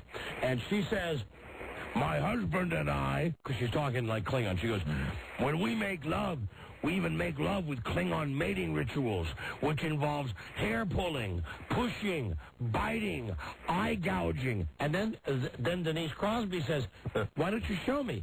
And oh, great. She turns around and she smacks this guy. And this guy pushes her down. Oh, I got to see that. And I mean, the movie's this movie, it truly sounds fantastically hysterical. And it's so jam-packed, it's only like an hour long. Oh, fantastic. It's really great. Thank you, my friend. All right. Thank you. We got to go. Oh, I could go for an hour on It's that. called Trekkies? Trekkies. You know, it's great. I love that little machine. You don't use yours, do you? That one that we got, are they still in business, that replay TV? No. You know, because, I mean, I can go home tonight and I can put in the little thing, Trekkies, and it'll show me when it's going to play. It's on all the time. We got to do a break now, and when we come back, hey, Robbie, why don't you see if the contestants are ready? All right. Enough with the Trekkies, but watch the movie because you'll laugh your ass off. Absolutely. And when we come back, we're going to start Genitals for Jamaica right after this. This is the Don and Mike Show. So toast them in a 350-degree oven until you can just sort of smell the nuts. And then remove them from the oven and place them on a clean cloth. And notice when I rub the nuts with the cloth, the skins kind of just fall off. We want to get the nuts as clean as possible. Every speck doesn't have to come off. But if you rub hard enough, most of the skin will pop right off the nut. This is a simple way to do a lot of nuts in a short period of time. Two DJs who love BJs. Oh, we do. Don Geronimo and Mike O'Mara. All right, listen, enough with all this foolishness. Let's get to the contestants who are here for Genitals for Jamaica. Very good. The prettiest genitals win a trip, an all-expense-paid trip. That's right. The critics love Snatch. Yeah, man. Now, here's the deal. The trip we're giving away, oh, and we have a special celebrity judge with us also. Ah, very good. The lovely Shiloh from TooExposed.com is here. Wonderful. And here she is. Hi, Shiloh. She's a poontang expert. How are you? Now, let's Boy, get look at you in your street clothes. Well, actually, Shiloh's in the examining chair, Charlie. That's where we were going to put the girls, right? Need another chair. Eventually, but while she's here. That's right. Okay with me. Can I say something real quick? Well, what, Shiloh? I just want to thank you guys so much and all the voters. I won the Hawaiian Tropic. Yay! Fantastic. You guys have made my whole year. I owe it all to you. Now, what did you get for winning the Hawaiian Tropic contest? What did you get for that? Well, I get my own segment on the Hawaiian Tropic video. On the Hawaiian Tropic Girls website, it says me, first page, winner. Great. They're going to take all these pictures of me. I'm like the star of the Hawaiian Tropic right now on the website. That's fantastic. I go to St. Croix and I compete for $25 grand. And if I come, if I win, I'll split it with you guys, I promise. Would you? I'll take you guys on a shopping spree. It's so funny how you think and how I think. She says, I'm like, okay. No, you keep the money. We're just happy you guys for you. make more than I did, for sure. We're just happy for you. Congratulations. That's good, Shiloh. I really want to thank everybody that took 5 minutes, 10 minutes of their day to even vote for me. I mean, it really means a lot to me. Now, are you going to pose nude? No. Or is this a bikini thing? It's a bikini thing. A bikini thing, Very wow. conservative compared to what I do here. So. Ah, very good. Now, Shiloh, we've asked you to be a guest judge because we figure that you've seen an awful lot of vaginas. That's for sure. And you probably know a pretty one. Or a bad one. Or a not so pretty I one. know, I was like, why can't I be in this contest? Now, what we're going to do is we're all going to observe the genitals as they come in here, and then afterwards, at the end of it, we're going to kind of keep notes, or we're going to have... we're going to vote. We're going to vote after each, and we're going to have a scale of like 1 to 10. Like we do everything. 10 being the best vagina? Yes, and 1 being the worst vagina. Very good.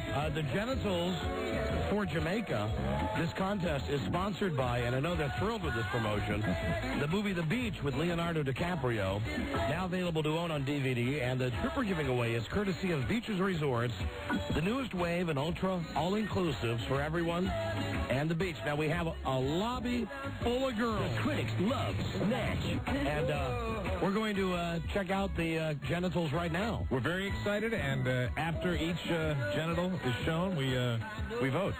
And I believe we're going to have the girls get in a chair and give us kind of an OBGYN look. Let's start with our first contestant. She is Tennille. Tennille. Let's welcome Tennille. Oh, yeah, you need one. All right, you need a pen? All right, there you go, Charlotte. Let's welcome Tennille to Genitals for Jamaica. Jamaica, man. Genitals for Jamaica. We've never done this kind of a contest before. This is groundbreaking, absolutely. It's a beauty contest for genitals. Very exciting. And the prettiest poontang. And Shiloh, this is nothing for you. You're unfazed by this. I know, I'm like, this is my first time on the Don and Mike show, actually, where I don't have to take my clothes off. Congratulations. Well, now with the Hawaiian Tropic success and all that. Well, you could take your clothes if you wanted, but, under no obligation. Very good. Tennille would be the first contestant. Wait, what's going on? No, there was a contestant who needed to leave early, so Anastasia's going first. Oh, Anastasia's going first. Okay. Anastasia. Okay. Hi, Anastasia. Hi, well, look at your hair. Hi. I mean, the hair on top of your head. She has blue hair. That's like all blue. It was much bluer on Friday. Really? Yeah, it was like royal blue, and it's slowly fading out. Anastasia, where are you from? I'm from Georgia. And what do you do? I'm in telecommunications. And the celebrity you think you most resemble? I was told Helen Hunt like 3 years ago, but I've... Helen Hunt with blue hair. Yeah, exactly. Very good. Yeah. Well, you're more full-figured than Helen Hunt. Yes. Yeah, bigger boobs than Helen Hunt does. Thank you. And you think you have pretty genitals? Yes, I've showed them off all the time. And you think your genitals are going to win you a trip to Jamaica? I hope they do, yeah. All right, well, how do we do this? I guess what we'd like you to do is take off your bottoms. Whatever way you feel comfortable. And then what we're going to need to do is see your genitals. I believe I'm doing this. All right. You can. All right. And we're gonna need... Yeah, okay. Well, I like it. Oh, you're the one that has the tattoo. Oh. And a piercing. Now, well, that's one of them. Would you mind sitting in the chair? Need like a little tap mirror. Yeah. Oh, no. Where's the clamps? And now, oh my God! What we'd like is one leg up here, right? Yeah, and the other leg there, and then now just there you go. Okay, okay, Mike, that's the official judging position. That's the judging position right there for the prettiest vagina. Shiloh's getting a close look. One thing I definitely like is that she's got a good shave job going on. That's very important. Yes, she does look clean.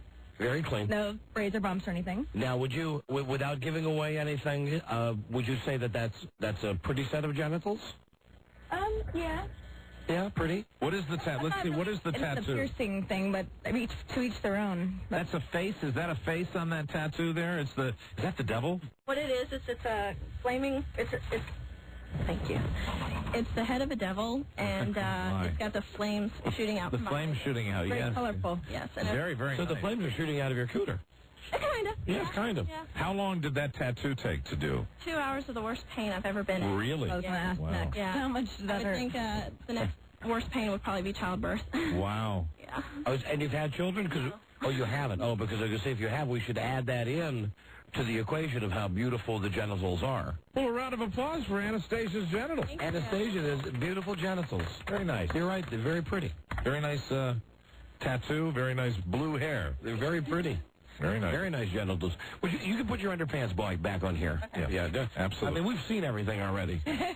Don't worry. Thanks for the view. You're among friends here. Put it back on. I'm going to give the UPS guy a show. He seemed pretty interested in it. Oh, that UPS guy was just telling me how hot he is for you. Really? Do you know that? Packages are going to be a little late today. You know that nutty UPS guy? Mm-hmm. He just corralled me when I was coming around the corner saying, "Wait till you see the girl with the tattoos." You saw the tattoo, huh? Not me. Hey, what? That's not me. There's another one with tattoos. No, There's another tattooed girl? No, he was talking about the girl with the blue hair, though. Oh. Well, you were very comfortable with your nudity, and we give you a round of applause. You're wonderful. And your genitals are very pretty. Thank you. They're very pretty. All right. Thank you. Thank you, Anastasia. Now Good luck. Get out so we can vote. We're going to do the voting right now. Now, everybody, it's a 1 to 10 scale. That's right. Decisions. And we can use a decimal system while we're voting. Okay. So please, everybody, very carefully vote for Anastasia's genitals. And let's bring our next contestant in. Now, are you Tennille? Yeah. Here she is. Tennille. Okay. Right back up to the top of the list here. Now, when we talked to you yesterday, were your mom and dad high listening to Love Will Keep Us Together when you were born, or what? I'm not sure. I don't know. Were they hippie types? My mom really liked Captain and Tennille. Yeah, right. My dad, yeah. So do you think you were named after Tennille? Yeah, my mom did. Oh, okay, great. Yeah. Have you ever seen Tony Tennille? Yes. On Solid Gold, I saw him. She's a nice mullet haircut. She does. Do you know any Captain and Tennille songs? Love Will Keep Us Together. Yeah, who doesn't know that? Down, down, down, down, down, down, down, down. Love. I think that cunt is getting him excited. Oh, boy. And who's the celeb you think you most resemble, Tennille? I don't really think I look like anybody. I think it was a little like Bridget Fonda, a little bit like Bridget Fonda. Yeah. Someone said that before. And your genitals are pretty? Pretty hot, yeah. Why do you think your genitals are pretty? Well, like I said yesterday, I have a talent. Talent. This is our first talent. We love a talent. Fantastic. All right, well, go ahead and take your blue jeans off. I love how I have front row. And take your shoes off, too, whatever makes you comfortable. And we're ready for our second contestant for Genitals for Jamaica. All right, and this is someone who's bringing a talent to the table right now. Do I got like in stirrups or what? Okay, now I see there's a little one of those tan things where you have a little oh my God, rose there. I know a little heart, right? She has a little racing stripe also. Yes. Look at that, her pooter. Thin one. That's very nice racing stripe. That's pretty. You're gonna have to like hold on to your seat. We're gonna have to hold on to our seats. Okay. All right. What you gonna do? Oh my God. Okay. What's gonna happen here? Oh, she's doing a little trick there. Little blowing kisses. Oh. Yeah. Could you do that one more time? Because I don't think Buzz saw that. Buzz likes to see these things. Yeah, Buzz, watch. Watch what she does with her genitals. Watch. Legs in the air. Watch and... He's pumping. Oh, bravo. Blowing your talented. Blowing your kisses. Oh, very good. You know, that reminds me, I am starved. Rob, would you give me a roast beef sandwich? Now, did everybody get a good look at those genitals? Absolutely, Don. Very pretty they are. Yes, absolutely. They're very pretty. Thank you, Tennille. Thank you very much, Tennille. Beautiful genitals. Nice Good luck. That was contestant number 2, Tennille. Charlie, we got to take a break before our next contestant.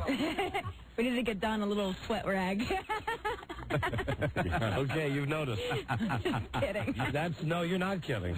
Oh, all right, I am not kidding. I mean, this is the first time the girls have ever just come in and got into the OBGYN pose for. Usually nudity on this show requires a bit of a game going on. This is just... It's a contest, Mike. It's a contest. Very efficient. It's a contest. Fantastic. Yes. The critics love Snatch. And all these girls want to go to Jamaica. It's Genitals for Jamaica. So far, the contest is going great, Beav. One of these girls will be judged to have the prettiest genitals. Absolutely, and we are just in the get-go stages. Now, keep in mind that Tennille actually did blow kisses with her genitals. Yes, she did. I mean, I don't think we did an adequate job of describing. She went down there with her hands, and she opened things up. Spread that butter. and then, the next thing it was, hello, how you doing? It was contracting almost. Welcome. Yes, contracting. Welcome to the House of Wax. It was talking to us. So when we come back, more contestants, as we do more Genitals for Jamaica, we will be right back. This is the Don and Mike Show. Hello, can you hear me? Dennis Murphy, you have shown me something. Dennis Murphy, it's 2001. You got to show me something more. Hey, how you doing? Don and Mike live at the Super Bowl next Friday. They will show you something. Yep.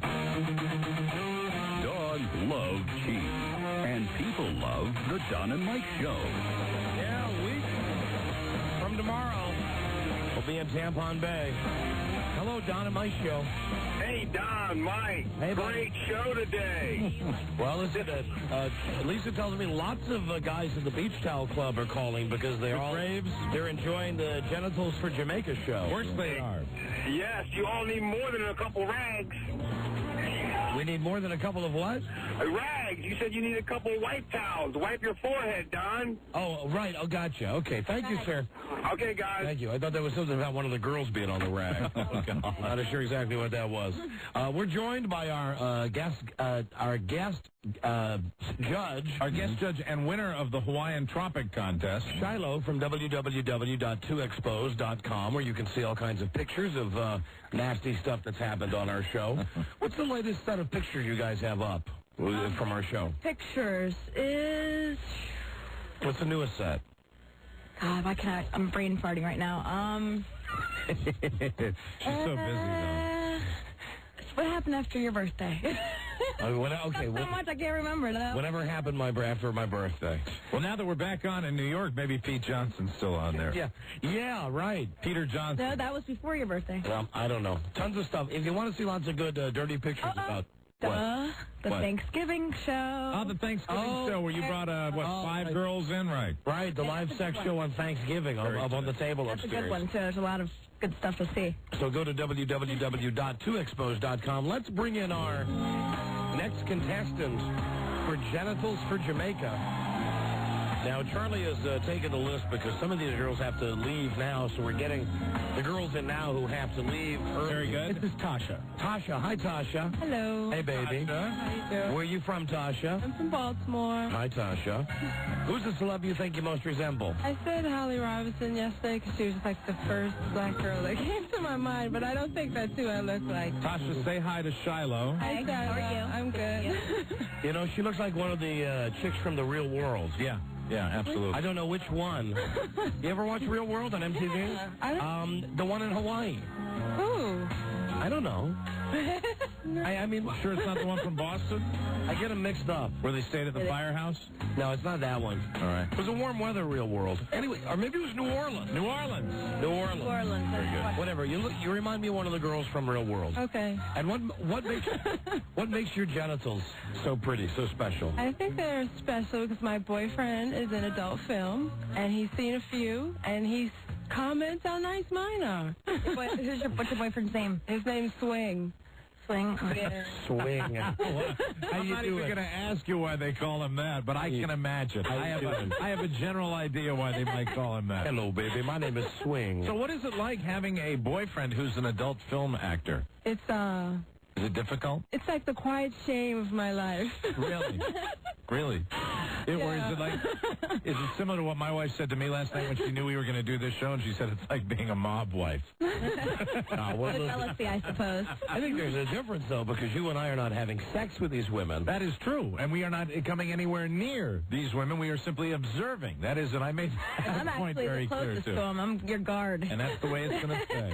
Do you ever smell your husband when he comes home from a day of work? Every night. Really? I mean, do you smell his genitals? No, sometimes I go with him, so I mean, it's fine. You go with him? You don't join Yeah. in? No, I go and I watch on the set. God damn, you're open-minded. Have you ever been in one of those films yourself? No, I haven't. And you wouldn't do that? No, we make movies at home. Really, home movies. What is it that he says to you? What's the line of BS? Does he go, oh, baby, when I'm with them, I'm thinking about you? No, he doesn't give me any BS. Swing. It's all about the money. Exactly. Well, what about, like, when he gets a boner? What do you mean? Like you're whispering, like they can't hear you. Wow. No, I mean, that happens when the wind blows with him. So it doesn't matter. Oh, that's right. I guess he's got a... That's a talent of being... Kind of like on Exactly. That's cue, his he's got to talent. be able to do One that. talent in life, so. But how many times... Have you ever seen where you watch a porno movie? Right. And, like, there's something really good happening, and they go off to the corner, and there's guys who are waiting their turn. Right. And those guys are all... Yeah, and sometimes in those movies, the guys are even when something wonderful is happening to them directly. Because I guess it happens so much, that at a certain point you're probably. But he doesn't have that problem. Swing doesn't have that. Is Swing with you today? No, he's not. Is he listening today? I'm not certain. He knows I'm here, though. Is he working today? No, he's not working today, as far as I know. All right. Does he make good dough? Pretty decent. Could Pretty be good. better. Yeah, does he travel around? No, he's just like in the beginning. He's been doing for a small company up in New York. So. Up in New York. Once we get out to L.A., it'll be all good. That's the place, Shiloh? Yes, that's it. How do you feel about when he has a scene with the White Devil? You got no problem? It's all good. It's all good? Have you ever seen him get it on with an Asian chick? No, that's the thing. The small company he's with, it's just Whatever's available. Yeah. So. Really? Yeah, we got to branch out. Okay. I feel like I got two pros here in front of me. I'll be the videographer, man. I'll start calling them toexpose.com. All right, well, let's see what you've got. Okay. All right, Sasha. Let's see your genitals. Here we go. I wore my shoes for you guys. Oh, you wore shoes? What shoes? Special shoes? Like sandals. Little sandals. Okay. All right. Very nice. Okay, she's a cute girl. Yeah. Okay. Good shape. Very nice.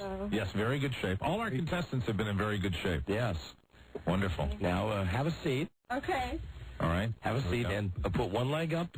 I'm in the doctor's chair. There you go. And let's, And just one? I can't see, though. Okay, so No, you on can this bring it. way? Yeah. You do that way and flat. Gary? Okay. Way. Hold on, you gotta swing this way so Turn around for you? Okay. so Buzz and I can see. Yeah. The revolving chair here. There we go. Now that's And now there's no tattoo, no piercing. No tattoo, no piercing. Very nicely groomed. Yes. Yes, Try. that's pretty. That's very nice. Nice little trim. That's a compliment. Now let's.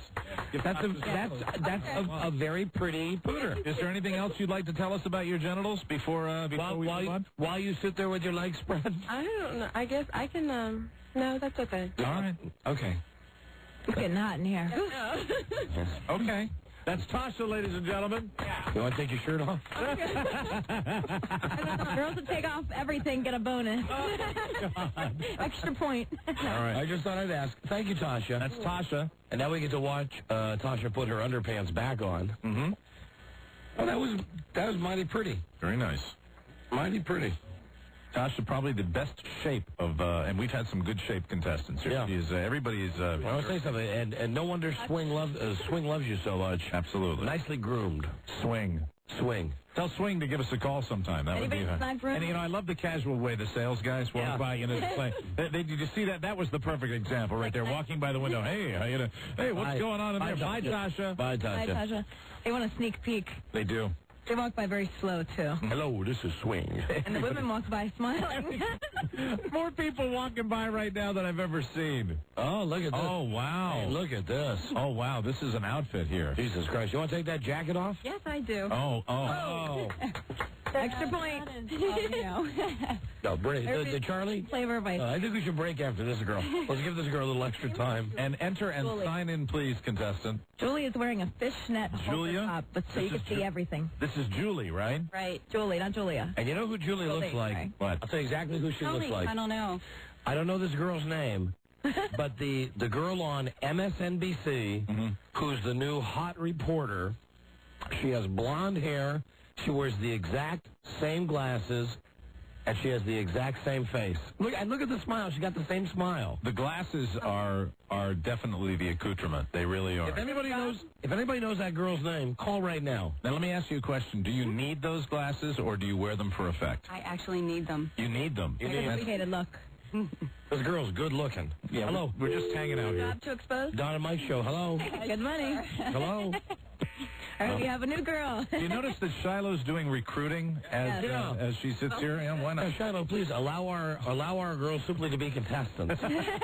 Before you try to kill two birds with one stone here. Before you try to hire them. Now she's wearing some kind of a fishnet outfit, so we can see her boobies. Now, do you wear this outfit very often, or is this for special occasions? It's a very special occasion. Very special. And where are you from? I'm actually from Virginia, but I live in Maryland now. And what do you do? I'm a model. Oh, shocker. Fantastic. Shocker. You know, I bet someone calling has the name of this news lady. You should know this for reference. You know, she looks like also a much better looking younger, when Annie Potts was young in the Ghostbusters. Mike, no. Now, wait a minute. That is an insult. I'm sorry. That is an insult to this girl. She's much better looking, though. I said that. But and listen. when Annie Potts was very, very young, she was wearing the same kind of glasses. This news lady, I'm telling you. Right? Hey, what's her name? Do you know? Yeah, Don, her name's Ashley Banfield. Ashley Banfield. Buzz, go to the web. Okay. Julie, has anyone ever told you look like Ashley Banfield? No, but I've heard that Potts woman before. And you don't like that? I don't. I'm telling you, Mike, I'm sorry. I'm going to get Buzz to pull up a picture of this Ashley from MSNBC. You're talking about MSNBC, right? The blonde with the black rimmed glasses? Right, isn't she hot? She's a hottie. Right, she's cute. She's a brunette, though. Reddish brown. She's cute as hell. Ashley Banfield. That's her name. Okay, let's take a look at your genitals. Here we go. No hesitation there. What she's doing is... Oh, wow. Now, this is a bodysuit, and what she's done is... No, it comes that way. What fell? Something fell. Great body. I had sent Old Man Burbank to find a picture of the news lady, and as soon as she took her clothes off, that was the sound of Buzz's desk falling apart in his newsroom. He's trying to run in here and get a quick peek. As he sprinted over to the studio. No kidding. The front or the back? Or does it? Well, actually, we'd like you to the chair. Oh, sit in the chair. In the chair. And very nicely groomed. And imagine that we're the doctors. It looks very soft, also. Shiloh seems to be very fond of this. Yeah. I want to make sure she can see. This is, yeah, Shiloh, get close. Definitely think. Get close, take a good look. Wow, that's very nice. That's a pretty one. That is, too. Cool. What was that? Nice, Boobs? No, yes, okay. Yeah, I think she said that. Well, Don always looks at me like I'm saying something wrong, so I had to make sure. That was okay. She said boobs. I thought she said lips. Is that what you said? Yeah, sure. Yeah. Oh, both. Thank you. Yeah, I couldn't see those, actually, but... Well, once again, we have to give a round of applause. Yeah, those are, Hey, hi, guys. That's your 8th time walking by the window. Go. Go. Come on, F you, old man. Go home and look at your wife's cooter. Look at a Playboy. Yeah, all of the 50-year-old sales guys. He's gone by about 8 times. We got to rat him out. Absolutely rat him out. Screw him. Well, that's a lovely, lovely set of genitals. Julie does get extra credit, too, for the outfit. Fantastic outfit. Yes, she does. She's virtually naked. And we're all voting right now, is she? Tough competition in here, I'll tell you. As she puts her clothes back on. Hey, Buzz, what'd you do over there in your room? Well, there's been some construction here in the newsroom today, and some of it's falling down. Hey, Julie, you know what you should do with that outfit? Just go do your grocery shopping now. I think that'd be a lot of fun. You know, just walk through the grocery store. She can bend over and pick up her produce. H-O-T. Wow. Thanks, Julie. Boy, oh, boy. And really pretty genitals. Yes. Very soft and clean looking. Yeah. Yes, they were. A little peach. Yep. Almost look like you could eat off those. Really? You'd eat off those genitals. Very nice. Hello, Don and Mike show. Don and Mike. Yeah. Radio guys. Hey, can I be the first to be on your list to buy the chair after you guys are done today? I want to sniff it. You want to sniff it? Yeah. Buy the chair. Goodbye. Buy the chair. I would like to buy the chair. Goodbye. That would make me very happy. The guy that got the Wilson balls. See ya. Bye-bye. Yeah. Yeah, I wonder if we get more for our chair. That's an excellent idea. If we get more for the chair than I got for that Wilson ball. Hey, Charlie, we got to do a break for any more girls coming. And Buzz, we try to find a picture of that girl so I can show Mike. Ashley Bancroft. You got it. Banfield, excuse me. Did you just say the C word? Yes. Did she say? Yes. She just said see you in Toledo. Yes, she did. You can't. You guys say You can't say. You don't know. You can't say see you in. Radio today. That's why I know. No, he said contest. No, contest. Yes. There you go. The contest is continuing. That's what I said. With many more contestants. Out of the blue, Shiloh just said the C word. She just screamed it. See you in Toledo. You said we'll be back with more? And you said see you in Toledo's. Right. Okay. Jesus, Charlie Broyle. Jesus Christ.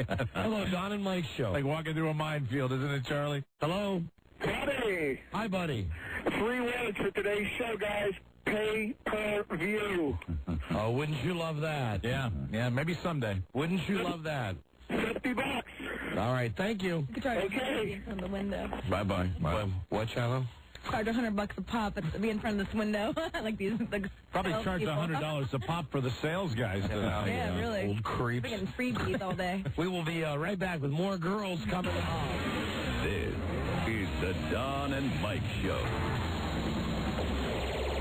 I want everybody together to go ahead and say, penis, penis, penis, vagina, vagina, vagina. Rude and rude. Hey, Don Geronimo and Mike O'Mara. Hello, Don and Mike Show. Hey, there's a picture of that Ashley Banfield on the front page of, it says a very cheap attempt at a plug on the front page of Fugly.com. Fugly.com, all right. Fugly, yeah. All right, can you find that, Buzz, on your computer? I believe I can. Can you find that without turning your desk over again? It's spelled differently. It's A-S-H-L-E-I-G-H, not L-E-Y. All right. Might have been part of the problem. Thank you. You're welcome. Bye-bye. You should have seen Buzz. You know, normally... Printed in here. Normally, Buzz moves at Buzz speed, which is not to say slow, but it's fast enough to get out of the way of strollers. It's, you know, I only see him move that fast, like, for instance, if white shoe polish is on sale. Yeah, for my boots, my brown boots. That's when I see him sprint. Yeah. Your white boots, Buzz. Your white boots, the ones that zip up on There's been construction. There are boards standing up in here, leaning against the wall. The door swung open, knocked it down. All I know is that Buzz was nice enough to go over and start to get the picture of the girl from MSNBC. Last time you moved that quick, we had some bacon in here. That's right. And the next thing I know, he's up and he's running, and we hear crash, boom. Love bacon. His room is falling apart. All right, well, Buzz, I think we've seen some burned bacon today. Oh, God. Some of these girls. You know, we've got all the makings of a good BLT sandwich in here today. We do indeed. So far, the contest is going swimmingly with 4 contestants already showing their stuff. And we've got plenty more to go as the contest continues. All of the contestants are playing for the trip to Jamaica. This is courtesy of the movie The Beach. Mm-hmm. You'll be staying, if you win, girls, at the resort, Beaches Resorts. The newest wave and ultra all-inclusives for everyone. Courtesy of The Beach with Leonardo DiCaprio. And here is our next contestant. No, that's Rob Spiewak. Oh, no, I don't want to see Rob. I've seen his genitals plenty. Lots of time. Rob likes to show them to you. Hello there. Enter and sign in. What is your name, contestant number 5? Who are you? Jenny. Jenny's nervous. Hi, Jenny. Don't be nervous, Jenny. Hi, where are you from, Jenny? I live in Ashburn. Okay. And celeb you think you most resemble? Someone told me Liza Minnelli, and I was very insulted. You should be. Yeah, there's absolutely, you're not, there's not even remotely a possibility that you look like Liza Minnelli. I know who I think she kind of looks like. Who's that? You ever see the movie that John Travolta played Clinton? What's that movie where he's the president? Something Colors? Primary Colors. Primary Colors, yes. His wife. She has the short reddish hair. Oh, yeah. What's her name? What's that girl's name who was in that movie? She has a British accent in real life, doesn't she? Yep. Yeah, she kind of resembles her because the hair is short and red like that. And Rob, I just want to show you something. Don't be offended by this. Rob has written me a note. He thinks you look like Dave Foley from News Radio. That is horrible. No. You know what? What a horrible thing to say. Look at that as a compliment because I think the redhead from Sex and the City is hot. And Rob thinks that... Well, this one's better looking than the redhead from Sex and the City. And Rob thinks that she looks like Dave Foley also. It's just the red hair thing. Thinking, don't worry. Hey, Buzz, what's the name of the actress? Oh, I don't know, but I was going to say, I think she looks like Anne Heche with the red hair. Yep, absolutely. Yeah, that's absolutely dead on. Yes, a little more Anne Heche. Yeah. And your genitals, are they pretty? Very much. Oh, very much. All right, very good. Okay, we don't even have to ask her. She's already disrobing. This is Jenny. He's getting right to the point. There we go. Contestant number 5, Jenny. What's that? Just put your pants on the floor. Right. And then, I guess what we'd like you to do No underwear either. Okay. There you go. Another smooth shave here. Very comfortable. Yeah. Can you? There you go. Lift up your shirt. I see a tattoo. What is the tattoo? Orchid. It's an orchid. Mm-hmm. Okay, an It's orchid. very teeny. Yeah. Is there anything you'd like to tell us about your genitals? No, not really. Nothing at all. Have you ever been told they're pretty? No. And no appreciable talent with the genitals that you'd like to share? We just have to ask all the contestants. We do. No. All right, very good. Let's give Jenny's genitals a nice round of applause. I always like it. I try to keep the awkward silence as we all just sit there and stare. And at that moment, the girls are just sitting in the chair like they're in the OB-GYN chair. Absolutely. Charlie always has to bring his food in. The actress's name was Emma Thompson. Emma Thompson. A cross between Anne Heche and Emma Thompson. Oh, bye. Thank you, Jenny. Very nice meeting you, Jenny. Thank you. All right, that's contestant number 6, Jenny. Jenny. Okay, let's meet at least one more. I think we have a few more, don't we? I think so. Yeah, we got plenty. Here we go. I just don't want to lose everything at once here. Hello there. Now, you're the one that said you look like Jamie Lee Curtis, right? But I've also been told the girl from Caroline in the City. Okay. Yes, Leah Thompson. Right? Yes, she does. I think you look more like Jamie Lee Curtis. I think she looks kind of like Leah Thompson. She's bigger than Leah Thompson. So is this Johanna? Yes. All right. Hi, Johanna. Hi. Hi, where are you from? Fairfax. And what do you do? I'm an executive assistant. Okay, good. We need you more into the microphone. Okay. So that we can hear you. All right, are you looking forward to participating in the contest today? Yeah. You're a little nervous? Yeah. Yeah, well, who wouldn't be? Showing all your private parts here. Are you proud of your genitals? Oh, yeah. This is, have you said hi to Shiloh? This is Shiloh. How are you? Good to meet you. Recent winner of the Miss Hawaiian Tropic Contest. Have you ever been told you have pretty genitals? Yes. Really? When's the last time you were told your genitals were pretty? Last night. Oh, Whoa. fantastic. Who told you? My friend. Your friend. Just showed it to someone and asked their opinion, huh? There you go. Okay. Like, in that movie Summer Rental, where the lady goes, what do you think of these? That is a great scene. She did the same thing with the gentleman. What do you think of these? And she said, pretty. That's a great scene in that movie. All right. Except, you know what? Because it's PG, you never get to see No, you don't. the girl's boobs. But, I mean, for not getting to see the boobs, you do get quite the theater of the mind. When Rip Torn is shown the boobs, Yeah. it's my favorite scene of the movie. And you have on like a business suit, so it's going to take you a little bit to get out of that. No, it won't? No, she's All you nodding. do is unsnap. She's shaking her head. Oh, no. they unsnap. Okay, well, it shows how little I know. Okay, go ahead. Oh, just What's pull she- up the skirt. Oh, look, she's not Look at even that. wearing underpants. There they are. You like that? Yeah. Okay, now, Little open. she is not trying. Now, take the microphone by your mouth. Okay. I mean, your mouth on your head, so that we can talk to you. All right. And what were you doing there with your? Well, you're doing something with your hand. Huh? She was brushing her hair. No, just kidding. That's exactly what she was doing. Thank Now, you. do you often go to the office in that situation without wearing anything underneath? Really? She Okay. does the Sharon Stone leg crosser. Mm-hmm. Well, let's is pretty. Johanna's. That's pretty. Thank you. Those are pretty genitals. Very nice, Pretty Johanna. kitties in here today. Yes, absolutely. Meow. Very pretty. Meow, she says. All right. Those are pretty genitals. Thank you very much, Johanna. Thanks, Joanna. Thanks for coming in. Oh, thanks for that. That is Johanna. Johanna, everybody. Fantastic. All right, you know what? Let's meet one more girl before the break. Let's do. Let's meet one more girl. Critics love Snatch. That was Johanna. Is it Joanna or Johanna? I think it's Johanna. Oh, it is Johanna. Joe Harry. All right. She was the hairiest we've seen. Yes, there's not been a lot of hair in the competition. But nicely manicured. What's that? I want to say it, nicely manicured. Still had a little shape, but the end maybe needed a little snip. Well, are you offering her a grooming tip? What would your grooming tip have been, Shiloh? Just a little snip with the scissors at the edge above the... Right, okay. Hitters. Yeah. The hitters. Okay. Here is our next contestant. Hi. Who are you?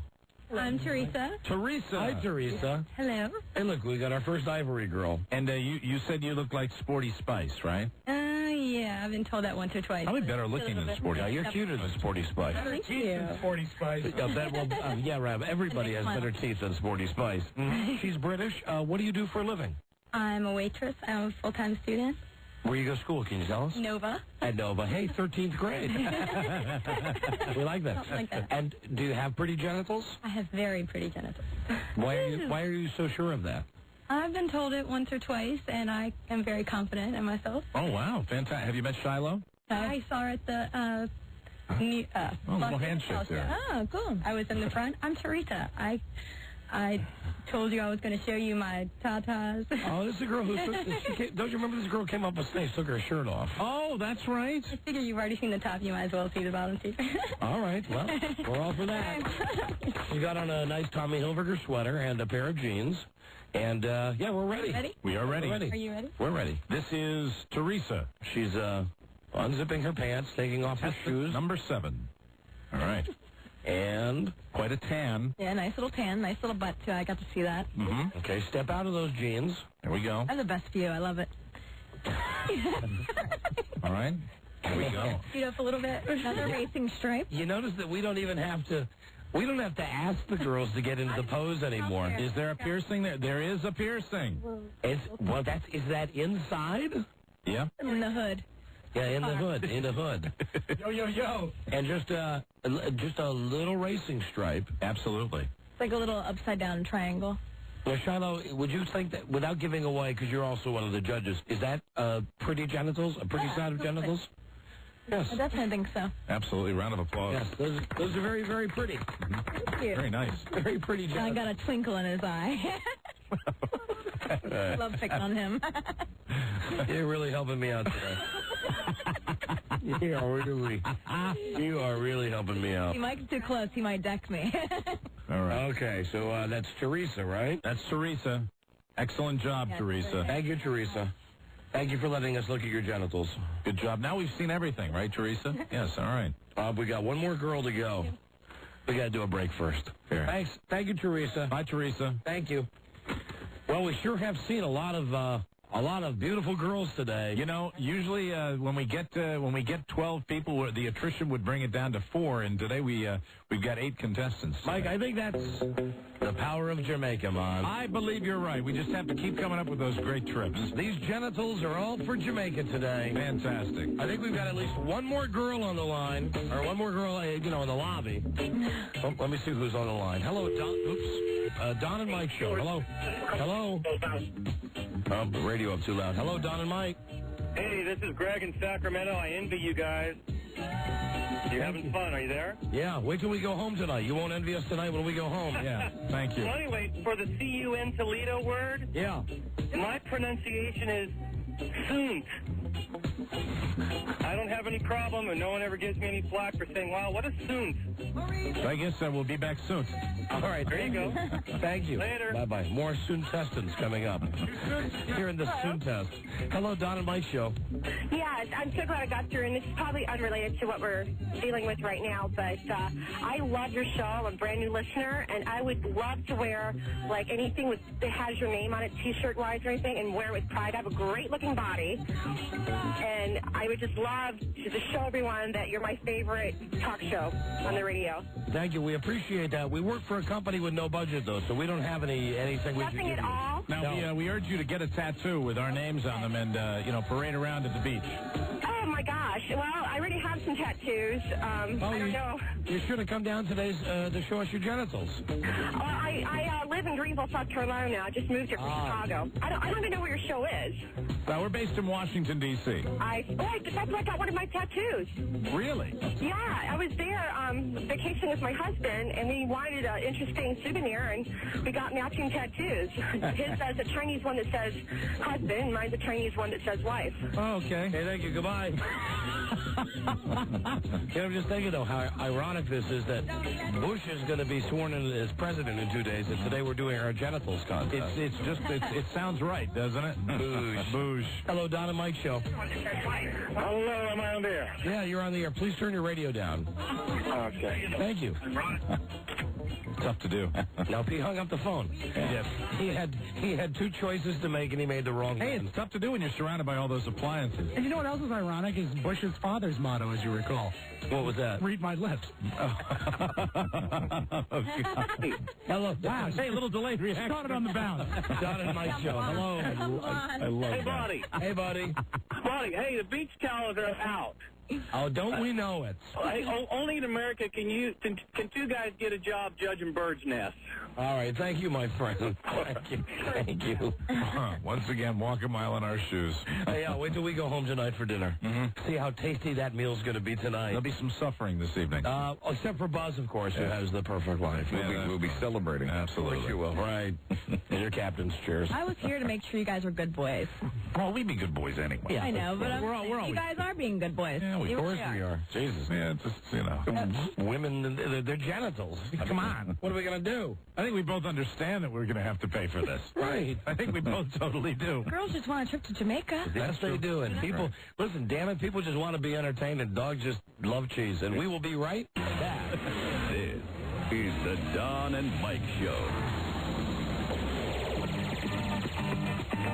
To obtain maximum enjoyment from your please observe the following precautions. When a is not being played, store it out of direct sunlight or high temperatures. Before inserting a into the be sure that both rotate freely in both directions. The will automatically eject at the end of the If the ejects prematurely, remove it and check for free rotation of both. If it fails to do so, a gentle outward pull on the will cause the to eject. The head should be cleaned once a month with a cotton swab, slightly moistened with 70% isopropyl alcohol. Failure to follow these precautions will decrease your enjoyment and may result in damage to your. Thank you for allowing us to spend this brief time with you. Happy. Come and enjoy their world-famous love act, Don Geronimo and Mike O'Mara.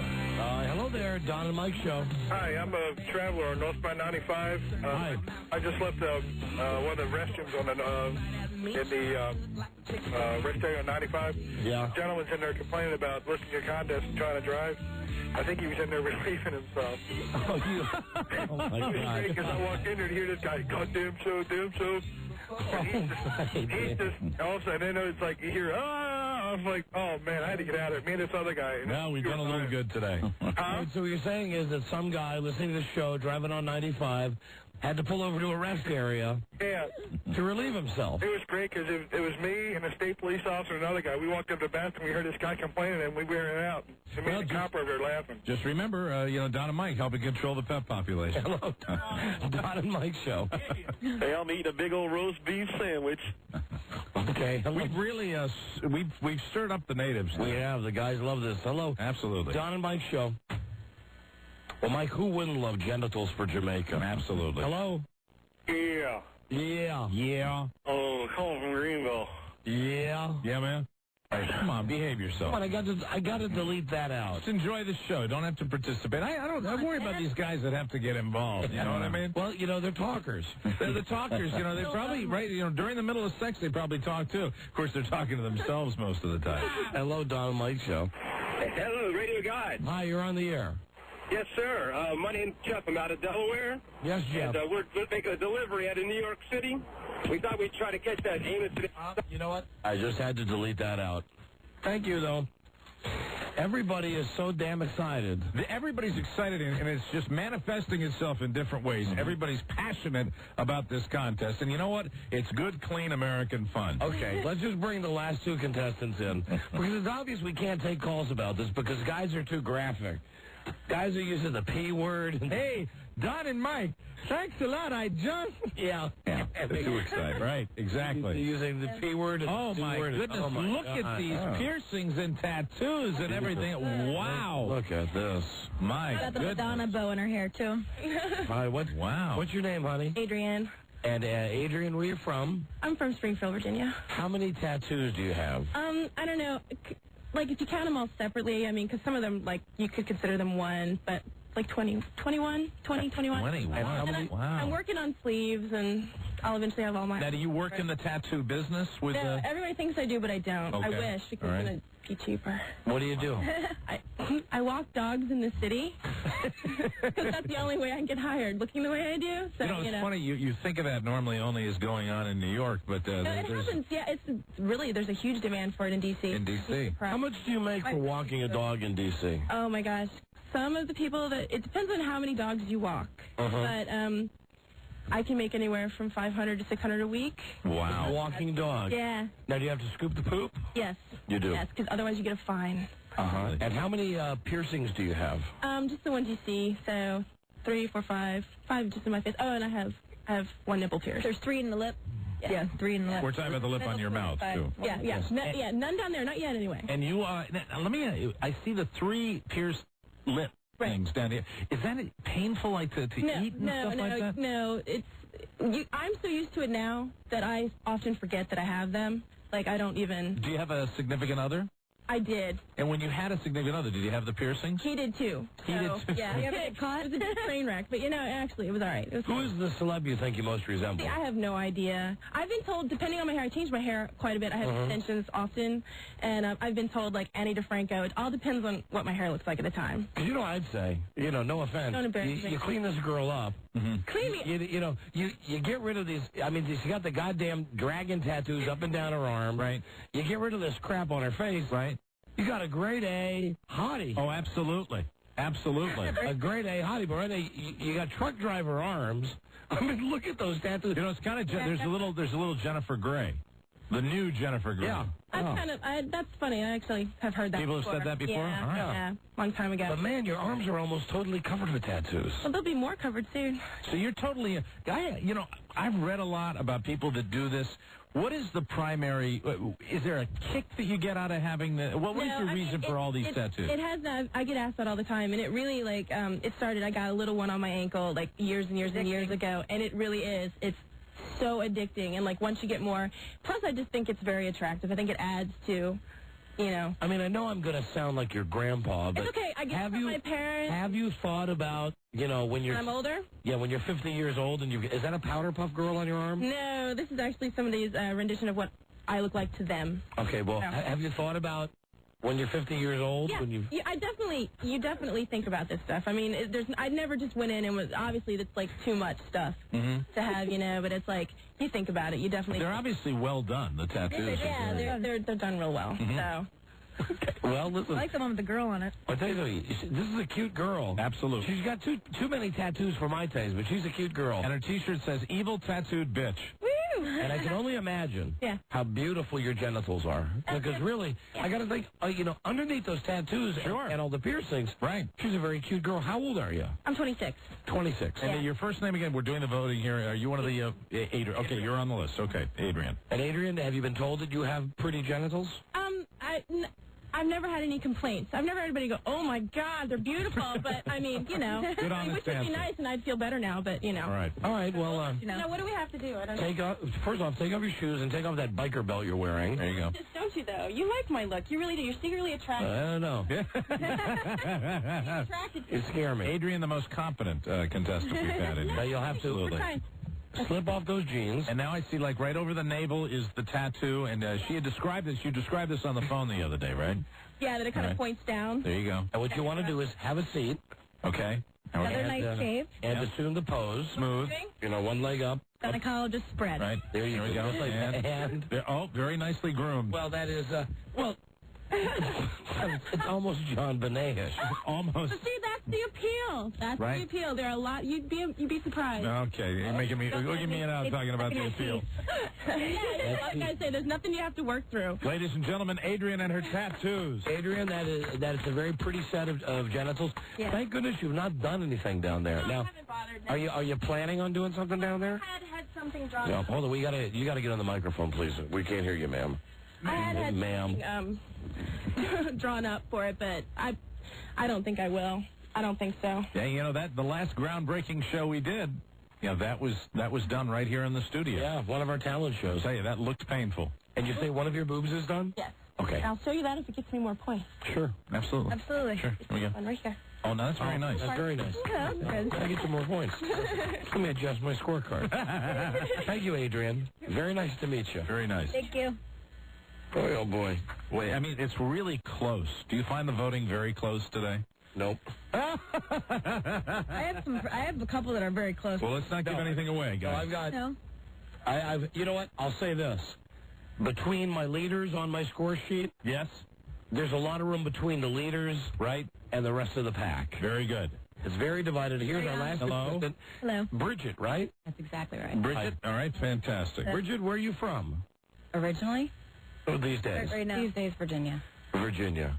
Maybe our most laid-back contestant, wouldn't you agree? And I'm curious now, where are you from originally, Bridget? Upstate New York. Upstate, whereabouts in upstate? Jamestown. Jamestown, all right. What do you do? I wait tables. And who's the celeb you think you most resemble? I couldn't tell you. I get so much stuff. Lauren Holly. Well, I got that one. Who, Buzz? Lauren Holly. Kind of a combination of Lauren Holly and Heather Graham. Okay, I got the Heather Graham thing before. Yeah, but but doesn't Lauren Holly have like that that fuggly mouth and those big fuggly teeth? No. Sure reminds Who am I thinking of? Who? Lauren? Oh, you're talking about Lauren Hutton. Yes.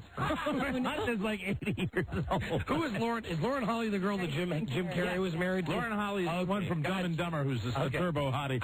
Lauren Hutton is like an 80-year-old former supermodel. I'm really glad we've resolved that. That's who I was. You know, sorry, my Shirley mistake. Manson from Garbage? Yes. Kind of has her eyes. Lauren Hutton. Hey, and it's not to say we wouldn't like to have a Lauren Hutton in this contest. Oh, my God. Can you imagine what her genitals would look like? Probably full of crooked teeth. You know, I do like that girl from Garbage. Yeah, like her eyes, they kind of, she has a kind of. Thank you. Do you think you have pretty genitals, Bridget? I may. You may. All right, very modest. I'll be the judge of that. We will be the judge of that. All right, well, please, you're the final contestant. Ah, very good. Take those boots off. This is our 9th contestant. This is Bridget. The boots are coming off. And those kind of look, even though they're women's shoes, they have those are the same kind of boots that Larry King wears. Ankle boots. Yeah, with the zipper up the side. It's okay for women to do that. I have a zipper up the side. Oh, very good. Yeah, it's stylish. You know, I got ankle boots that have zippers in the back. Oh, isn't that cute? Oh, that's not too gay. I'll bring them in tomorrow and show them to you. Really? Yeah. Are they like trendy? Are they trendy shoes? Yeah, Frida got them for me for Christmas. Oh, so they're relatively new. Yes. You gonna wear them tomorrow? I promise. All right. Yeah. I've worn them before. You've just never noticed it. We have a tattoo. We have a little lucky 3-leaf clover. Oh, a Celtic ornament and a little shamrock there. Extra credit. Okay. And she's very clean, white cotton underpants on. All right. Yeah. Well, that's nice. That counts. I mean, we've seen some dirty underpants today. Absolutely. And dirty underpants. Okay. Put your legs up here if you All want. right. Here we go. Just like the doctor. Now, look at that. That's nice. Isn't that pretty? Very nice. Oh, yes. Very natural, It has Don. hair, but it's trimmed.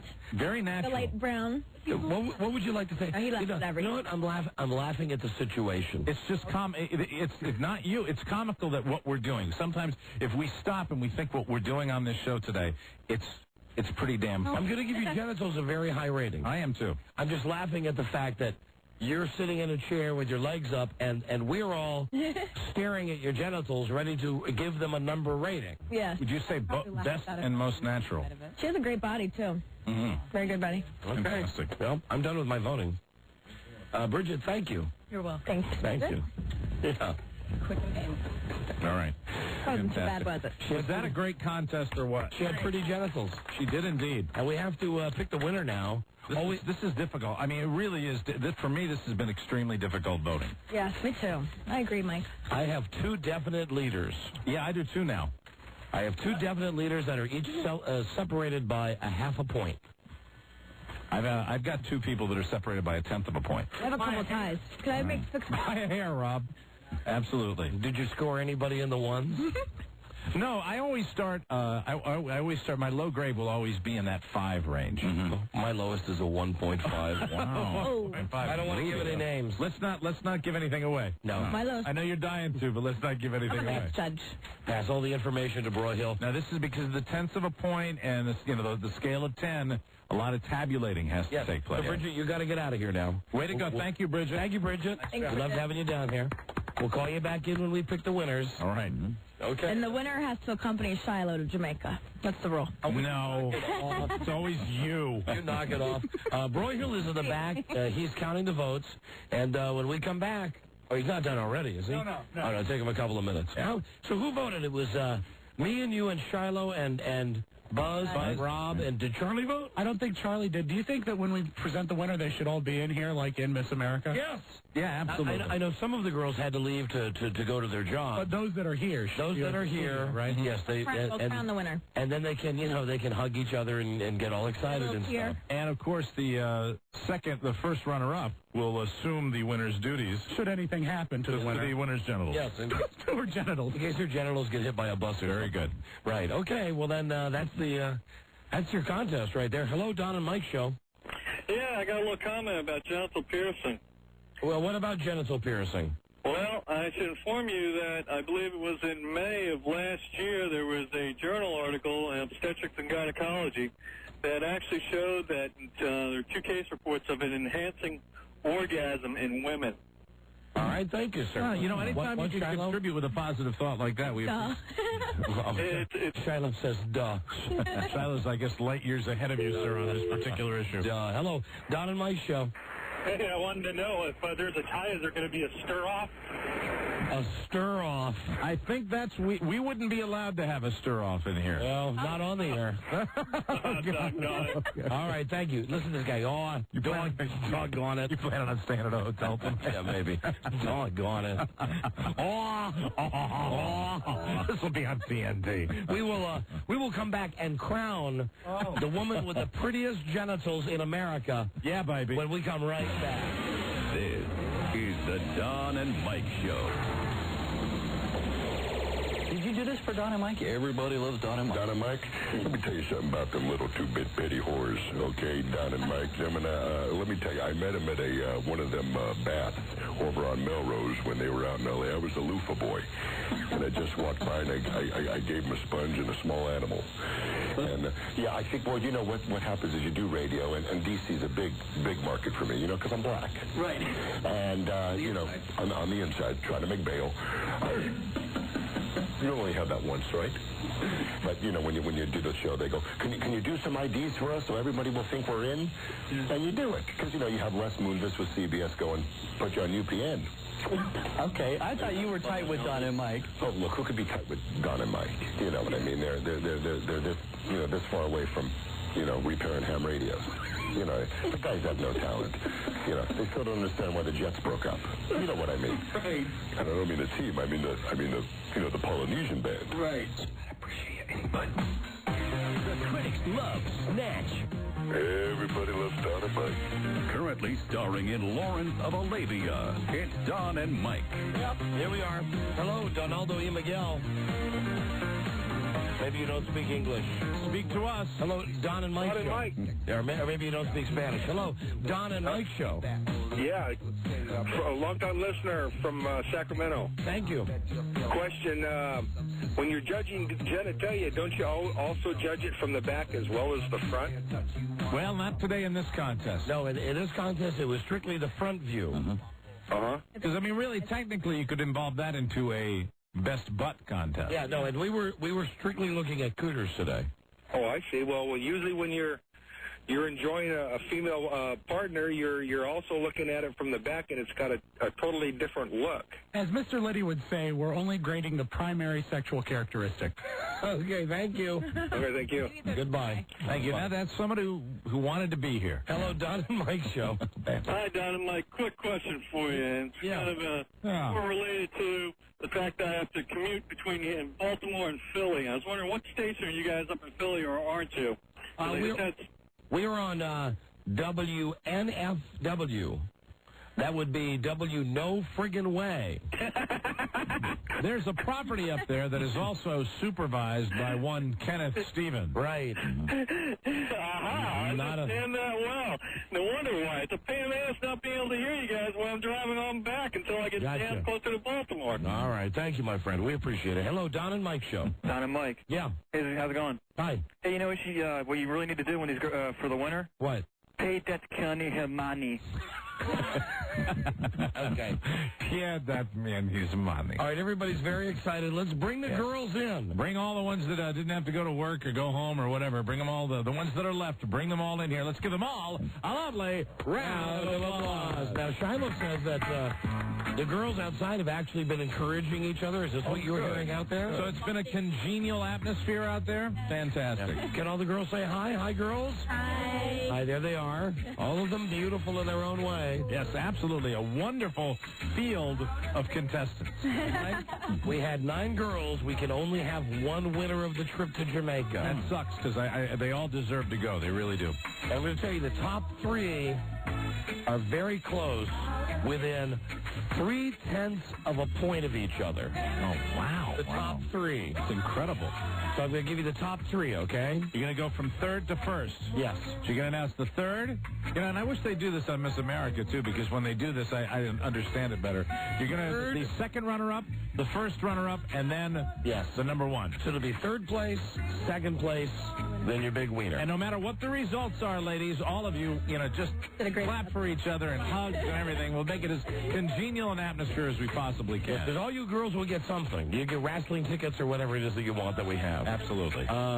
In third place, with a total of 8.04. Wow. On a 1 to 10 scale. That's average, not a total. What? That's an average, not a total. Shut up. It says total. Well, it's average, though. You don't want to take the... But it says total. Well, that's Charlie. Okay. A total. But whatever, that's the mark. You know, all right, everybody's number put together. There we go. Okay, average, total. What's the matter? The score is, it's Rob.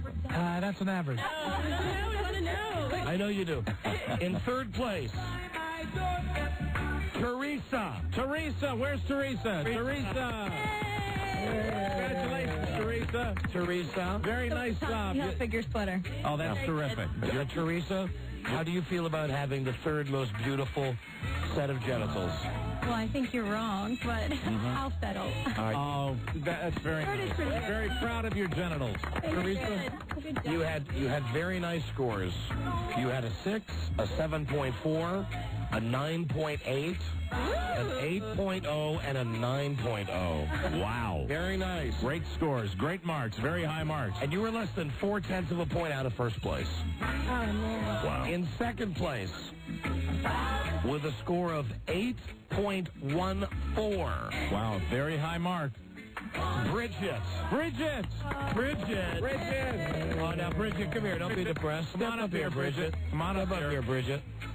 Anything you'd like to say? You're the second most beautiful place in here. I really appreciate it. Oh, look at her. She's so low-key. Very mellow. Very mellow. And, Bridget, your scores were 7, 7.7, 7.5, 9.5, wow, and a 9.0. Incredible. Shiloh, did you give out anything but 9.0? Shiloh had a whole bunch of 9.0s. Well, that's There's Shiloh. a couple that were tied. I mean, I just figured if I would, then it's pretty good. And don't forget, she's trying to recruit today. Yeah. And our winner with a score of 8.42. Please welcome Miss Genitals, Julie. Very good. Is that you? Way to go, Julie. Step up to the microphone. Greet your public. We don't have a bouquet of roses or anything like that. Bouquet of anything? I don't. Well, you're going to go to Jamaica. Julie, your scores were 7.5, 7.6, 9.5, 8.5, and 9.0. Can we have a group hug? A group hug? Yes, a group hug. For the Beach Towel Club, Julie had the body stocking. Very close friends, that's for sure. Julie with the beautiful genitals. Yes, and as Buzz said, the body stocking on did that the help? fishnet. Yes. Yeah. Well, everybody did a great job. I mean, I really wish everybody could have won. Congratulations, you are going to Jamaica Beaches Resorts, the newest wave and ultra all-inclusives for everyone at the beach. Everything is paid for, drinks, food, hotel, everything, plane, whatever you want to do when you get there. Anything you'd like to say in your acceptance speech? I've been dreaming of this all my life. I've been grooming for at least 5 days now. Every day, grooming, keeping the grass mowed, and exercising my Kegel muscles. Would you like to lift up your dress and show the girls the most beautiful genitals? There we are. That's what one girl. They are the winners. Yeah. That's and what one. looks a little catty right there. You know? Oh, okay. They weren't that great. All right. All right. Meow. All right. Meow.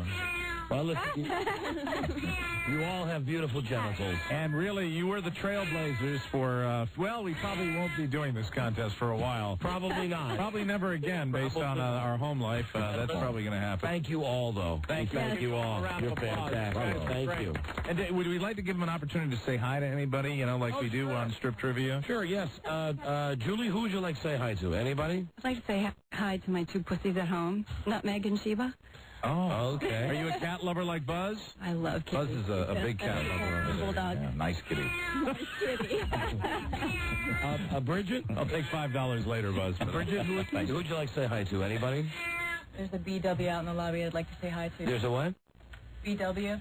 A BW? A BW. Oh, wait a minute, honey. Step up. I understand what you're saying. It's a person. Oh, well, okay, a person. A BW, so you're talking a little code to him? Is that what you're doing? It's a nickname. A nickname, BW. Are there words that go with the initials Is there? it BW Stevenson? Hi, Brian. That's what we're looking for. Okay. Brian W. Brian W. A BW. Gotcha. How about Teresa? Teresa, where are you? Who would you like to say hi to? I want to say hi to my baby Charlie and to my dad, who is the biggest Donna fan. Dad. Hi, Dad. Dad, if you're listening, I want to say something. Your daughter has beautiful genitals. That's bad karma. If your dad is listening, your daughter was only 0.4 of a point away from winning the contest. Yes. Congratulations, Dad. They're really, really sharp. That's right. Absolutely. They're really beautiful. Wow. How about Tennille? Is she gone? Oh, no, Tennille. Hi, Tennille. Tennille is here. Tennille, would you like to say hi to anybody? You want to say hi to Tennille is nice. Say hi to my boyfriend, Jason, and I blew him a kiss. Ah, wonderful. Tennille, you came in 4th place. Fourth place, just out of the top 3. Adrian? Adrian, well, come on. Don't be this way. Who do you want to say hello to? Nobody? Nah. Tattoo shop? Look at her. All right. So tough. You know, I will tell you, though, we have a room full of fantastic sports, and you deserve to give yourself all around applause. How about, is Sasha still here? No. Jamie Lee Curtis look-alike? No. How about, Johanna, you're here. Johanna. Hey, Johanna, who would you like to say hi to? To my daughter, Lauren. Oh, my God. Oh, how old is Lauren? I could say one thing. There was not one ugly kitty in here. I agree. There wasn't They're one. all beautiful. I totally agree. How old is your daughter, Johanna? 16. Oh, 6. Wow. Oh, wow. 60. Well, then, we should have known that. That Should get extra credit. should have told us. Yeah. Those are good-looking genitals for having a 16-year-old kid. And so, did you girls all how did you find the contest? Did you enjoy yourselves? Did you have a good time? Yeah. It was Absolutely. Everybody would come back and do it again. Excellent. And we might be doing it in maybe 3-4 years. Who knows? Or maybe tomorrow. Maybe We could do a measuring contest for the males. Measuring contest for the males. Yeah, right. The day we go to the all-homo format. Yeah. That's the day we'll do that. And we also want to thank Shiloh from www.2expose.com. Thank you, Shiloh. She was also great. And now all of you girls get out of here. Thank you, ladies. Everybody get out. Good night, everybody. Get out of here. So long. Charlie will give you some prizes. Charlie will give you all the information. We don't do that in here. Yeah, you too, Shiloh. You got to get out. See you later. Bye, Shiloh. You got to get out. There she goes. www.2expose.com. Look for Shiloh on the Hawaiian Tropic Girls. .com. I have a treat for you guys real quick, though. Okay. Oh, you do? I just got my boobs redone. I want to show you my new boobs. Oh, well, new boobs. Of course. All right. Yeah, Great. I changed the implant. Now, before I had space. I Right. Have Right. It's more cleavage. Oh, more cleavage. Oh, yes. Well, now look at those. Bravo. Those are very pretty So also. Dr. Ronald Perlman, the best plastic surgeon in the world, I'm telling you. He does all the best boobs, doesn't he? He's a great boob man. Oh, fantastic. And also, I'd like to thank one more person, Steve Aguilino, my trainer from ExecuFit, for giving me the greatest body for the Hawaiian Tropic. Oh, fantastic. Excellent. All right. Thank you. And thanks to the people who voted again, and Don and Mike, of course. All right, well, we love you. Kings. Thank you, Shiloh. We love you, Shiloh. Have a wonderful day. Go to her website, www.2expose.com. You know, wasn't that nice? You know, she was fully clothed for the whole segment. We still got a little at the end. We got to see the new boob job. Fantastic. They look great. Very pretty. Well, there you have it. Don and Mike show. Hello? Don and Mike. Yeah. Don and Mike. Yes. Yes, I must pay homage to you. I must pay respect to you. Any two men, married or single, that can, within the course of their jobs, judge cooter. I know. Listen, it's a first, a good gig, right? It's a first. And you know what? I want to say something else. And this I mean not as a joke, but as a compliment to those ladies. This studio smells fresh. Absolutely. Feminine. Yes. Delightful. There was not one participant who had a problem. I don't smell no bumblebee, okay? Okay. I don't smell no chicken of the sea in here right now. You're absolutely right. You got me? Mm-hmm. Fantastic contestants. There's no need. Oh, and look at that. Tennille just showed me her boobs as she walked. Isn't that wonderful? That's nice. There is no need for tartar sauce in this room. Absolute good sports. There's no fish smell. Incredible. There's none. Yeah. Those girls are all very clean. And how do you like that, Buzz? The winner was a cat lover, huh? That's great. That's perfect. Hello, Don and Mike show. What's up? Hey. Don and Mike. Yeah. I'm on. Long-time listener, first-time caller. You're on what? You're on all fours? You're on drugs? You're on the bathroom seat? What are you on? Exactly. I'm telling you, I live in Livermore, California. I listen through Sacramento, THDK. Yes. And we've been out of power for about 3 hours. I'm all out of beach towels, man. Awesome. You know, that's right. In California, they're having those rolling blackouts. It's pretty amazing, and the only time I didn't think of it until they showed the guy that was on a respirator who has to plug in at night, and he was saying, people, and his point was, people don't realize that when they shut the power off for 90 minutes, there's some people that'll die. Why don't we send Imus out there to do a remote then? Wouldn't that be fantastic? Still alive? Wait a minute. Imus is still alive? I thought... 90 minutes power off, stupid idiot. My lung doesn't work. Hello, Don and Mike Show. I'm in the stirrups, Buzz. Oh, hello, Jorge. Are you going to judge my pretty punami? Come on down. If I come down, will you go down, Buzz? No. Jorge. He loves you, Buzz. Yeah, I know he does. Hello, Don and Mike Show. God bless him. Hey, Don, how you doing? Hey, buddy. Hey, I didn't get a chance to watch Temptation Island last night. I was wondering if you could give us all a synopsis on what we didn't really talk about it, did we? That's actually, when we come back...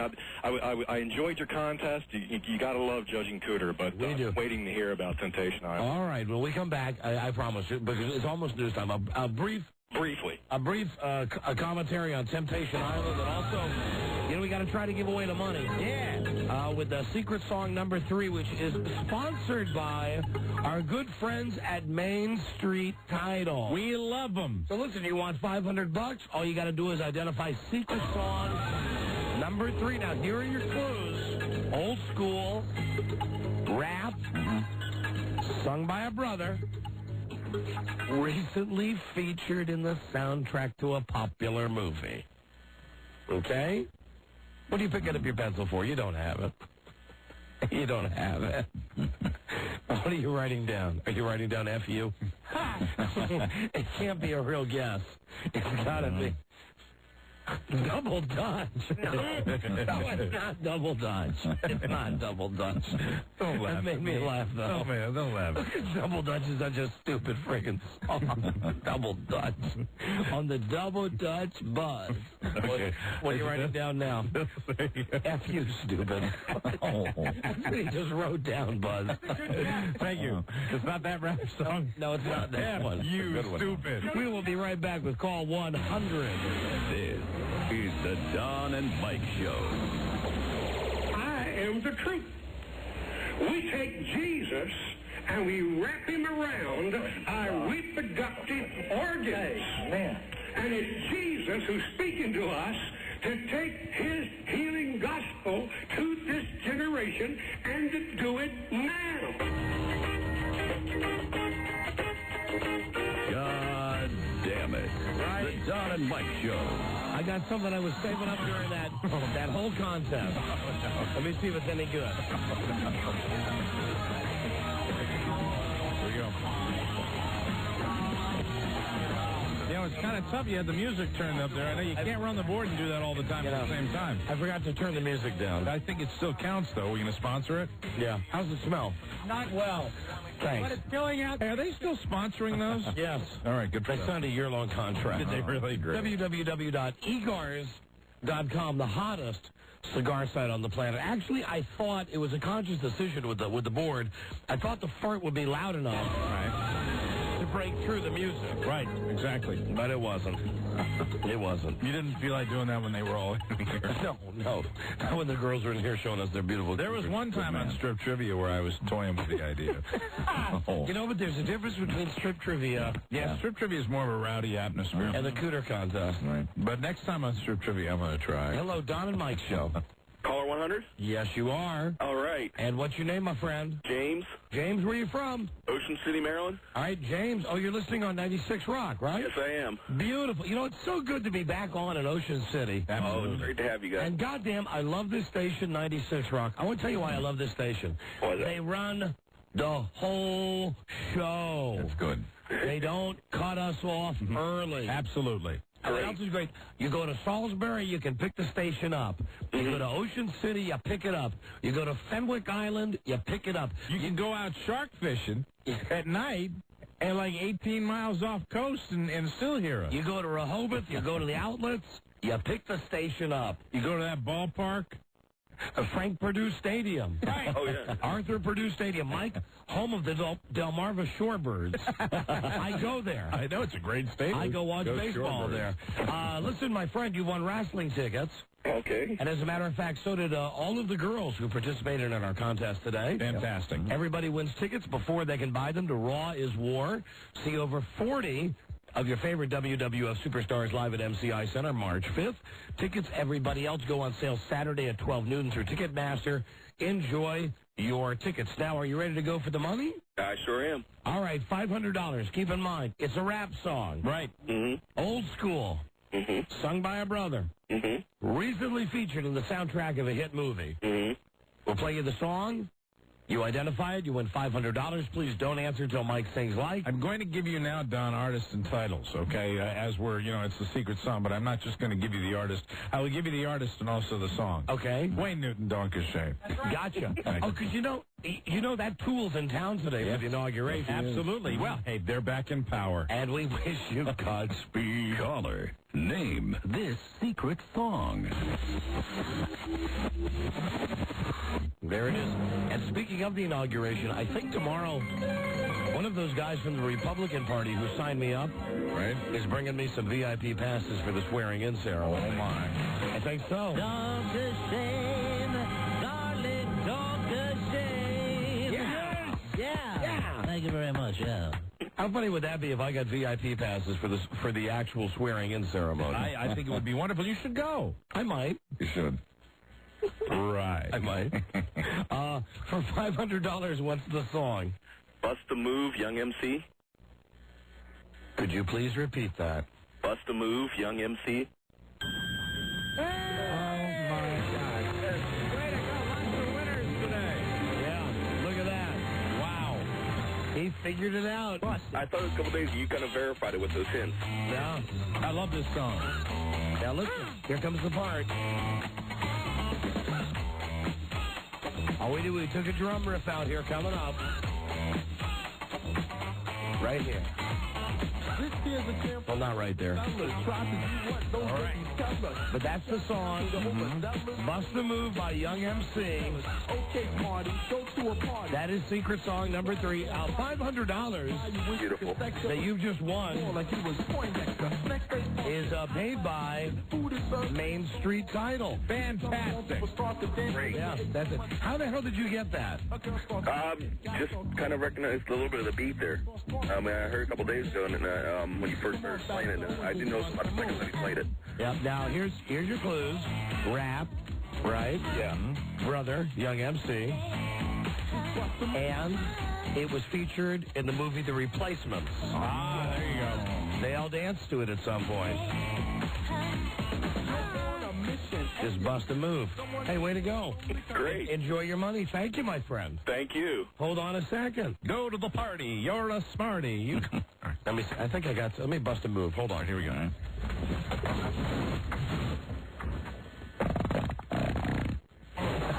Wow. Another one. Print it. That ain't bad. Sponsor it. Okay. Egars. www.egars.com. Fantastic. Oh, we can debut number 4? I like this one. Okay. This another toughie? Hold on, Robbie. Write down which one this is. Oh, you remember? Robin, I got 1,000,000 of them. Hold on. Let me see which one it is. Write it down. Hold on. Oh, okay. Okay. All right. Good luck. Here's the debut. Of secret song number 4. We'll start playing with this one on tomorrow's episode. And here it is. That's it. Yeah, that's good. There you go. I don't have a clue. Come on. I don't even have an opinion. Well, that's it. Wow. Secret song number 4. Is it old school? I think you would consider it old school, wouldn't you, Robbie? Well, yes and no, because old school makes me think rap. It's not rap, but yeah, it is old school. That's it. That's it right there. And it's the top 10. Yes, all of these songs, top 10 songs. All right, that's a good one. It's another good one. Very difficult. You'll have the first guest on tomorrow's episode. Now, Jesus, do we have time to talk about Temptation Island, besides the fact to say that I watched it last night. I did too. I thought okay. it sucked. Here you go. 30 seconds. Not as good as the first episode, obviously. I think the dumbest couple is the guy with the shaved head and the girl who has the hair that looks like that pinhead. What's that? Yeah, I know what you're talking about. Pinhead from Hellraiser. Yes, Hellraiser. Oh, yeah. Hellraiser. Yeah, Yes. Pinhead.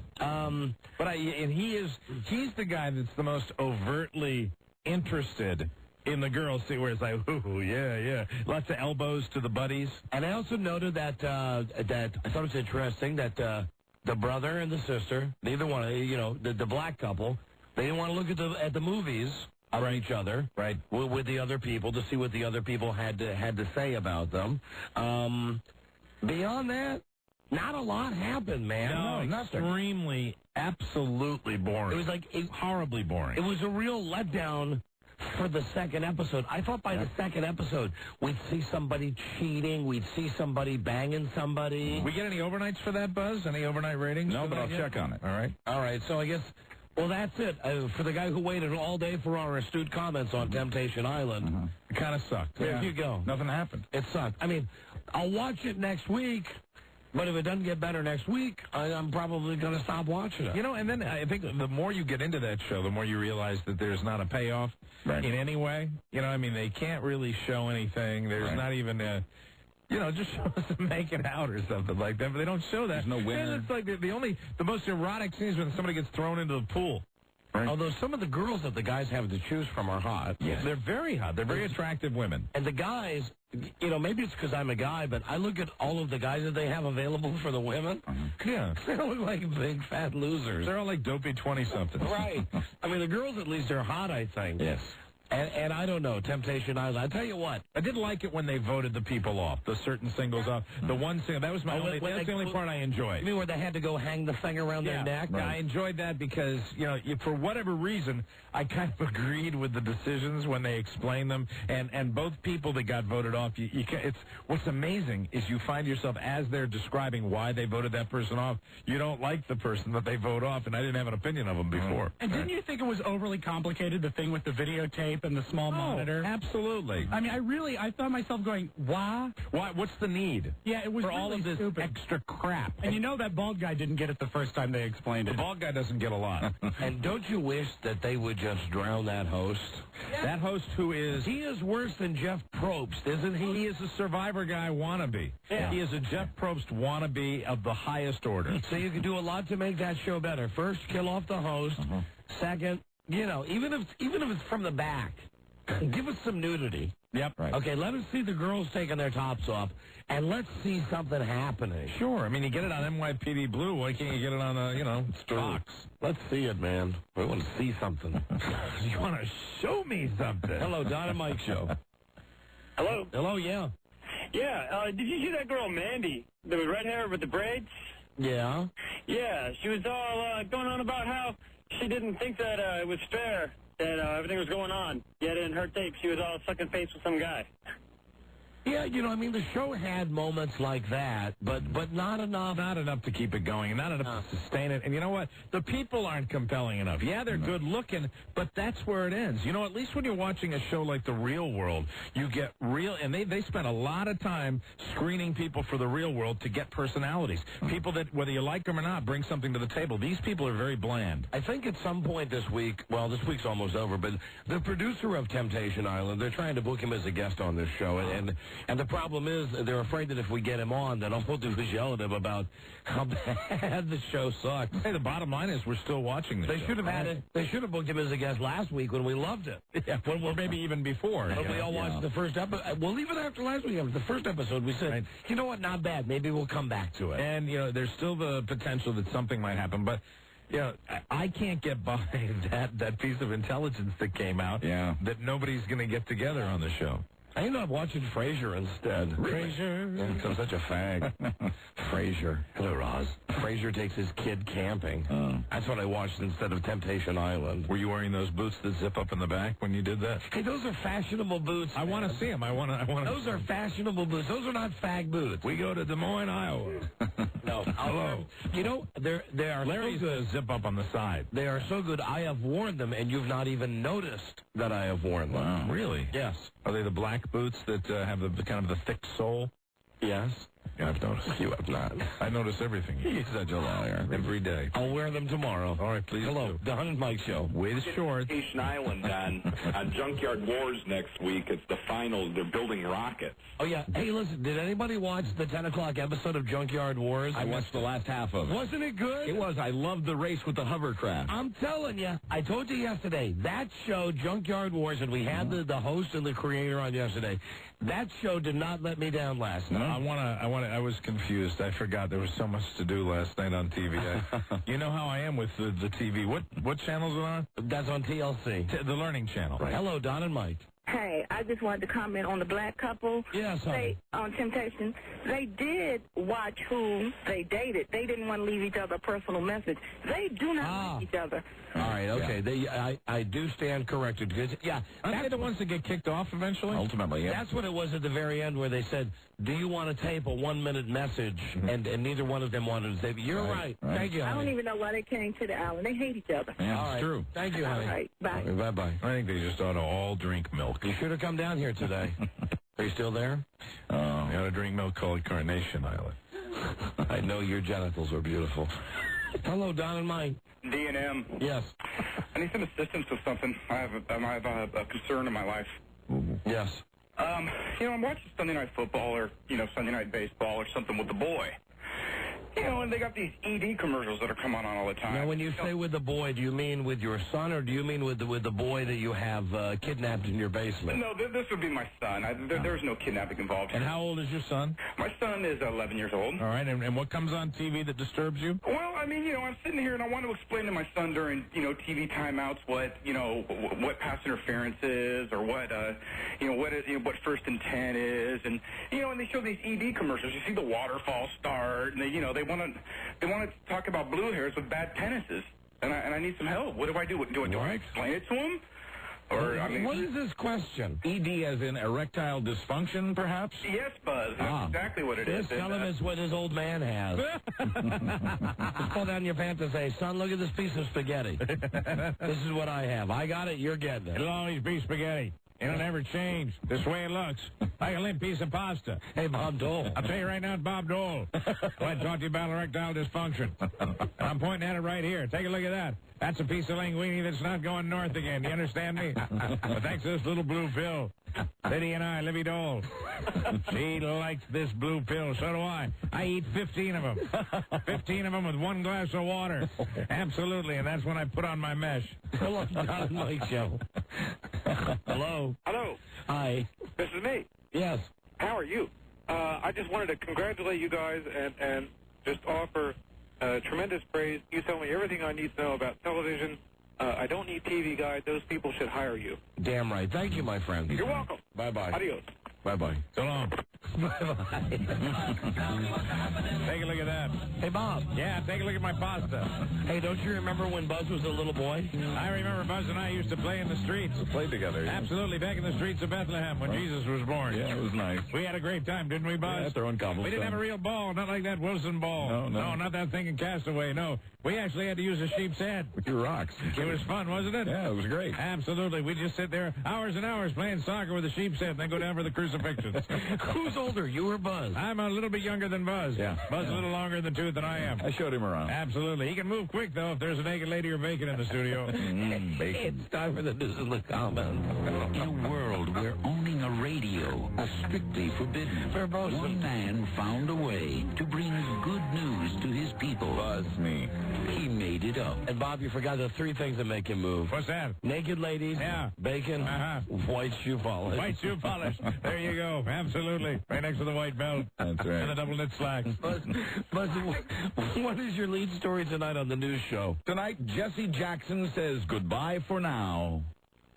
I am cheating on my wife. Bad guy. Went against me a number of times. I'll shed no tears. No tears from Bob Dole.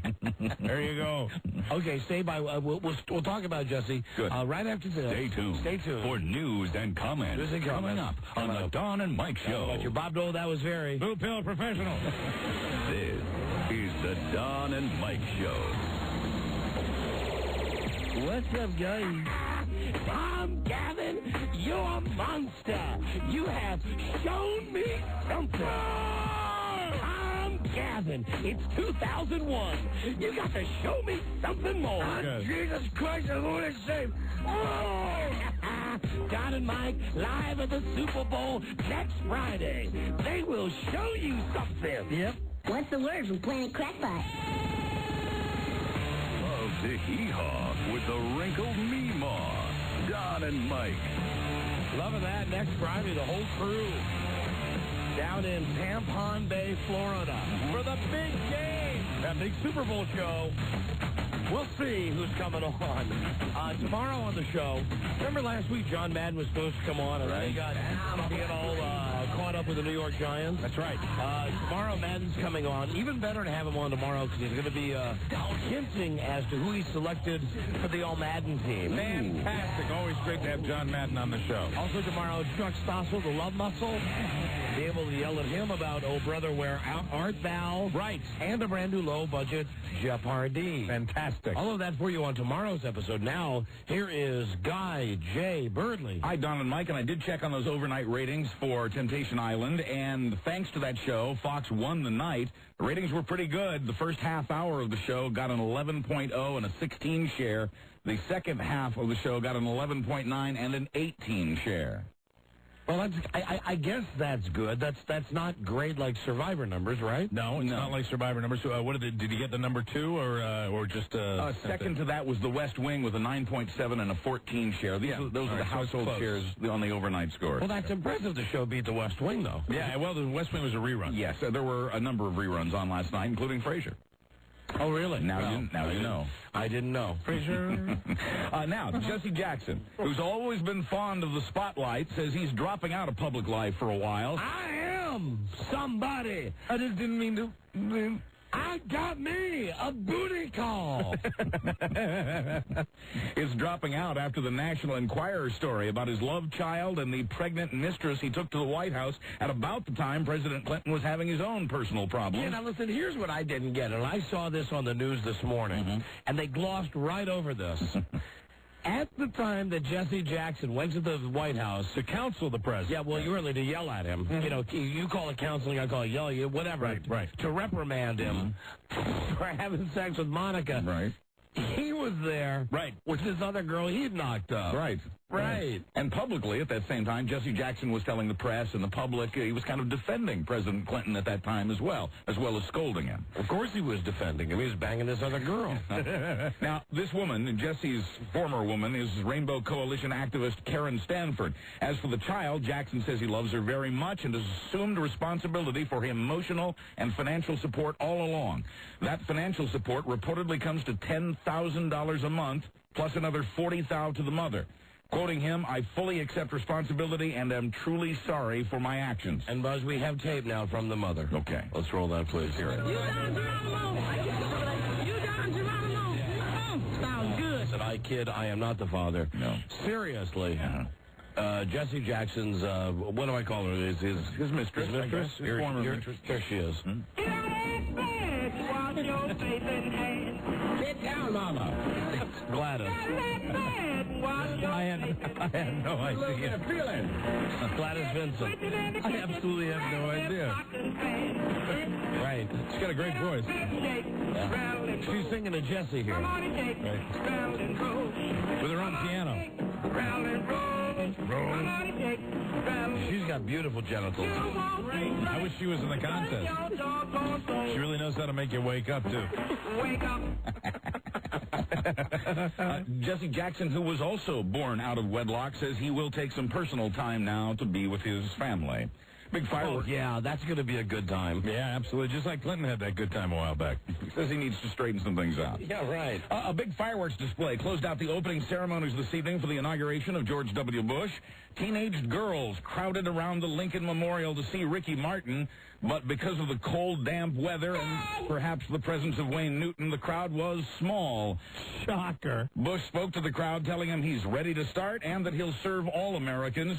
President Clinton, by the way, gives his farewell tonight on television from 8 p.m. to 8:05 Eastern Time. Can't believe with that A-list entertainment that it's not more crowded. It's amazing, isn't it? The lights are back on. Hey, Mike, where are there going to be more fireworks tonight, do you think? Downtown on the mall? Or in my house and your house when we get home? I think after having having the pretty genital contest. I think that's an easy one. Yeah. We should have 100,000 people on our lawn. Where will there be more fireworks, your homes or Jesse Jackson's? Yeah, I think Jesse Jackson's got a corner on it tonight. Hey, listen, you can feel better. We looked. We didn't procreate. Absolutely. Exactly. This is my point. The lights are back on in northern and central California after a 2-hour rolling blackout. It happened again today with up to 1 million people without power at any given time. Nearly 2 million homes were affected altogether, nearly twice as many homes as yesterday. That's the night that the lights went out in Georgia. Man, I love Vicki Lawrence. That's the night that they hung an innocent man. Vicki. Oh, man, now there's a woman. You can sell your soul to some backwoods southern lawyer. Vicki needs to be back on TV. I don't mean to disparage, but if you... Something got blood got on his hands. Now I'm thinking about Vicki and the genital contest. Forget about it, please. Forget about it. You boys. The hair on her head matches the hair on down there. Oh, and there wouldn't be any hair down there. No, we put Vicki in that contest, and it's back to Vicki with an exclamation point, like when she had her talk show. Vicki. Vicki. If you want to develop pictures of illegal activity, take the film to Walmart. A Walmart employee in Omaha... I'm sorry, all this talk about Vicki... We'll be right back with this story. All right, Mike, we're ready for you. Get me started. Not your strongest, but that's sponsorable. Sure. No, I thought that was going to be much better than... www.egars.com, the hottest cigar site on the planet. Okay. We thank them for sponsoring our farts. Thank you. Thank you. So if you want to develop pictures of illegal activity, take the film to Walmart. A Walmart employee in Omaha noticed some pictures of a small child crawling around in what appeared to be a pile of drugs surrounded by $50 and $100 bills. Oh, baby Ardinger. The kid also had bruises that looked like child abuse. So the employee called the cops and showed them the picture. But that violated Walmart's policy of respecting its customers' privacy, so Walmart fired the employee. The employee sued, but now a judge has thrown out the case saying Walmart did nothing wrong. Oh, God. Well, hugs are great. Hugs are A-okay. Hugs. See that old guy? You know the guy I'm doing? I know. You doing the Hugs are great. You doing the greeter? Oh, retiring for the bird. Hugs are great. I got a bunch of drugs back at the house. If you come in without a smile, I'll give you one of mine. Not those professional old people that are taking a cattle prod to do those commercials, you know? Unionize. Yeah, they're professional old people. Hugs are great. Have you taken pictures of your children rolling around on the floor with unmarked bills? Walmart will protect your privacy. Serious amounts of illegal drugs? But unless you do a picture like that, well, you can develop it here, and I'll give you a hug. Hugs are good. Come here, hug me. Retirement's for the birds. That's a beautiful baby. And say, what's that? Black tar heroin? Fantastic. How about a hug? Thanks for shopping Walmart. A 22-year-old man has been ordered to stand trial for allegedly stalking Star Trek's 7 of 9. We were just talking about this earlier today. Oh, well, she's worth stalking, man. Marlon Pagtakin was arrested last year for following and harassing actress Jerry Ryan. Excuse me, Jerry. I have lots of pictures of you in motion. Yesterday, a judge said there was enough evidence to try Marlon on both stalking and extortion charges. Time out, Buzz. Got to do this. Be right back. This is the Don and Mike Show. They will be uninhabitable. It doesn't matter if they flush automatically. That's not going to prevent the human beings from leaving feces on the side of, on the side of the commode. They opened one in Herald Square about a week ago, and it's had some bugs. And listen, even in my house, I'm lucky if I hit the bowl when I'm peeing, like 3 times out of 5 when I'm trying to aim. I mean, when I go out to a public restroom, right, I don't even look. And you know something? If they're out there on the street, they're only going to be used by people. Probably the majority of people who use them because it's an emergency. Where they're just struggling and they just can't make it. So it'll be illness and disease. I think the business group's going to send people out to try to keep them clean, but who knows? Rob was demonstrating someone using it. That's quite a dance you just performed, Rob. Hey, that'd be a good job for Jeremy Coleman. Yeah, it's fantastic. Cleaning those toilets. And Rob, that was a lovely Ainsley Harriott impression you just did. Like this. This is the other one. God, I wish that man was back on television. New York City Council set aside $5 million last year to buy 100 of these toilets, but those toilets have yet to materialize. A TV crocodile hunter, Steve Irwin, nearly became dinner for a croc this week. Crikey, look at this. He's got me leg. Yes, a 6-foot reptile sank its teeth into his leg. Aye. Took a dozen stitches to repair the damage, which Irwin calls an occupational hazard. It's occupational, mate. I'll bleed it. Trying to move a 13-year-old croc from one part of his Australian zoo to another. Quiet. I'm standing here on the beach. Look at this one. He's a real ripper. He's going to stick his teeth right into my leg, mate. Crikey, he's got it all the way down to the bone. I tell you, mate, I'm bleeding out. I'm bleeding out. It's not like that fake commercial where I get bitten by a snake. According to Steve, she chomped, sunk her teeth into my leg, and did a head shake, which messed it up a little. Oh, my God. He says he doesn't blame the 176-pound croc. Let go of me. Quoting again, this poor little female was defending herself. Stop it, you crazy bastard. Stop it, you son of a bitch. You're hurting me. You're hurting me. Oh. I hate this crocodile. I knew you were a bastard. You have to be such a tasteless bastard. No word on whether the incident will appear in his show, which airs in 130 countries. But you know what? What? The crocodile hunter, and we had him on the show plenty of times. We've got his wife on the show plenty of times. The real guy. I mean, not Mike's great impression, right? The real guy, he's never crossed over all the way. What do you mean? You know what I mean? He's popular on whatever cable channel he's on. Oh, I see. And he does a couple of commercials, and like I saw the trailer for Dr. Doolittle 2, right? And he's in the trailer for that, but he's never made the jump all the way to mainstream. Being mainstream popular. You know, and you know how good he is, though, at what he does. When you watch, there's another show with some red-haired guy that runs around and chases animals too, and he sucks.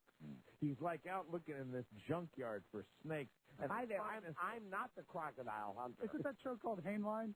It's David Hainline Presents. Hi, this is David Hainline. It's something's adventure, somebody's adventure.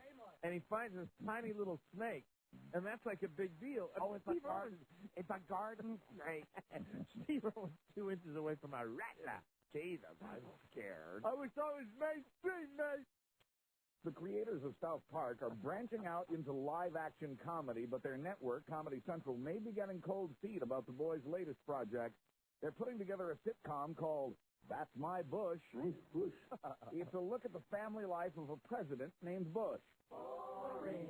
It would focus a lot on his 19-year-old twin daughters, Jenna and Barbara. The real-life president-elect has 19-year-old twin daughters named Jenna and Barbara. Producers Trey Parker and Nat Stone want to portray the girls as, and I quote, very hot and sexy, maybe lesbian or bisexual. The show's set to debut in May, but Comedy Central now says it may honor the incoming president's request that his daughter's privacy be respected. Well, the crowd has spoken. Right.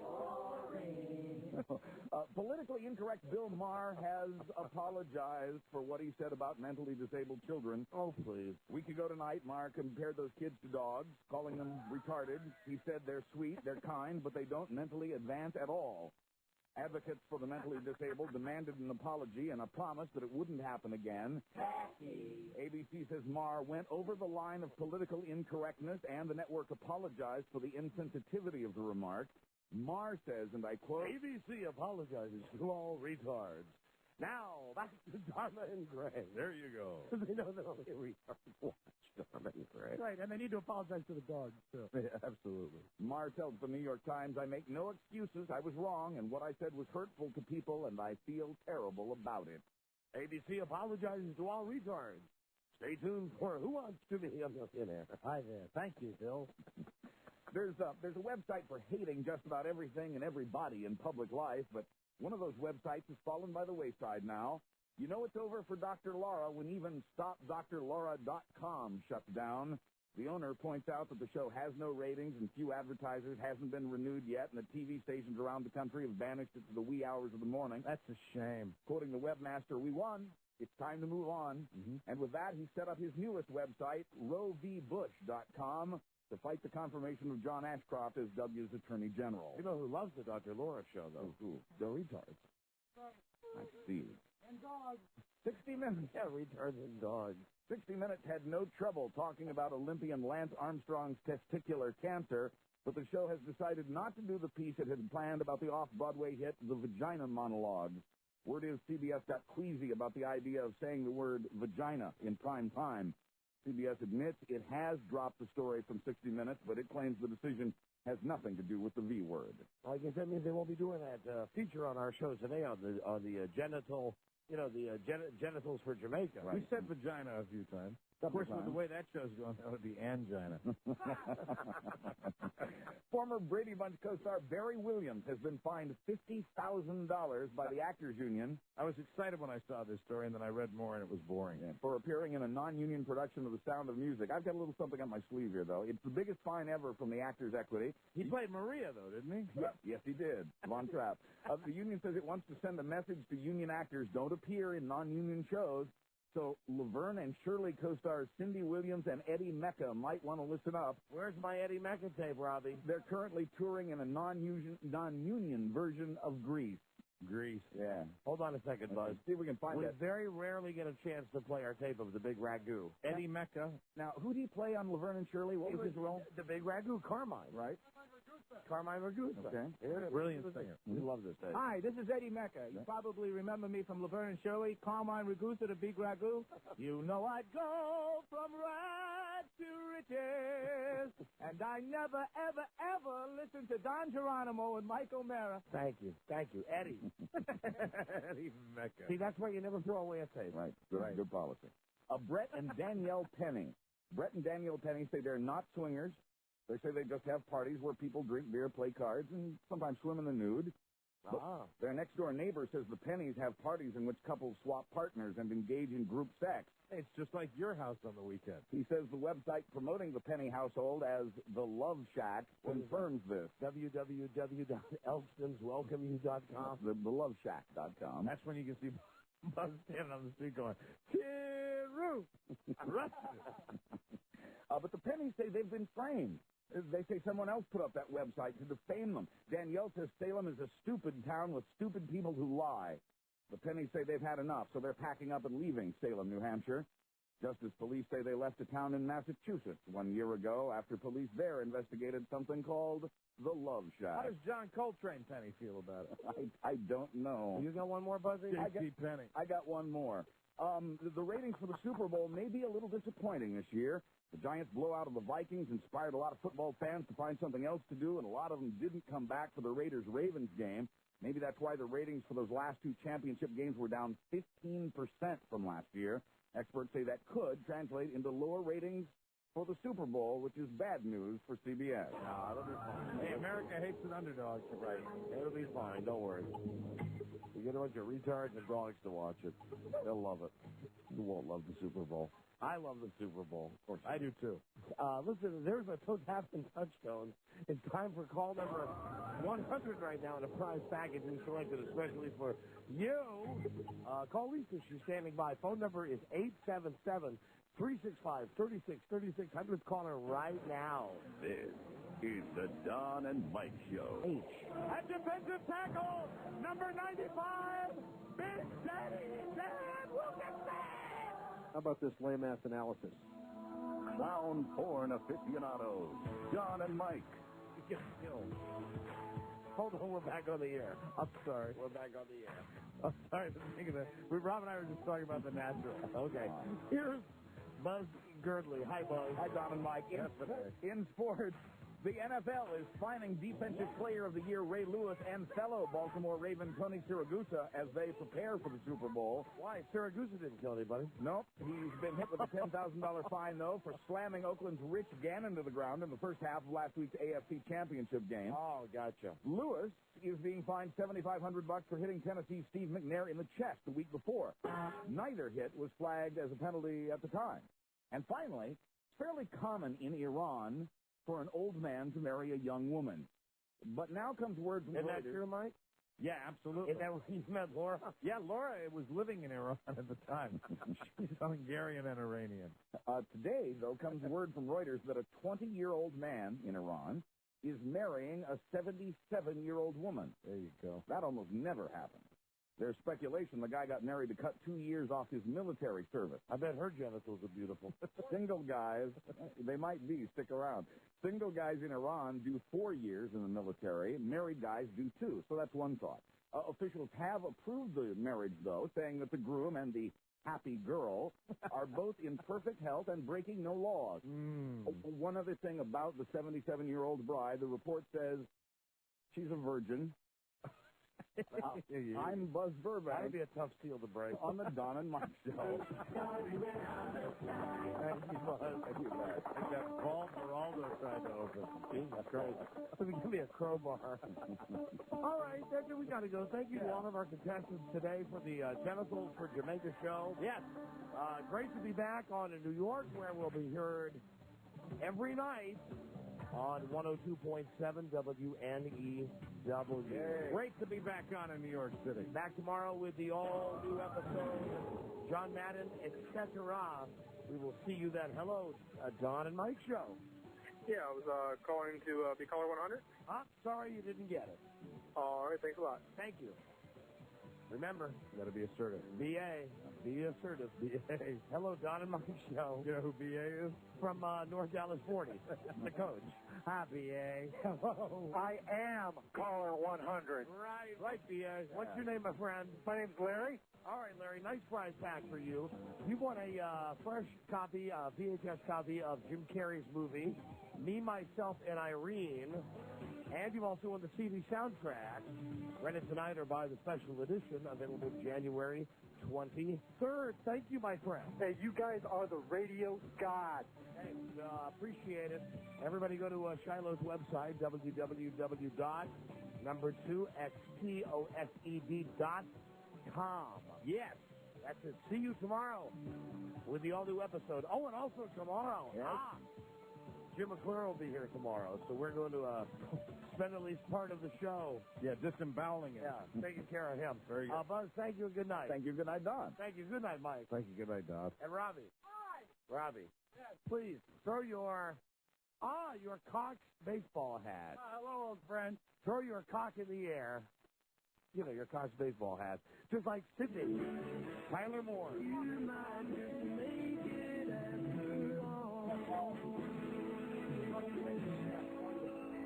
Thank you, Mr. Huff.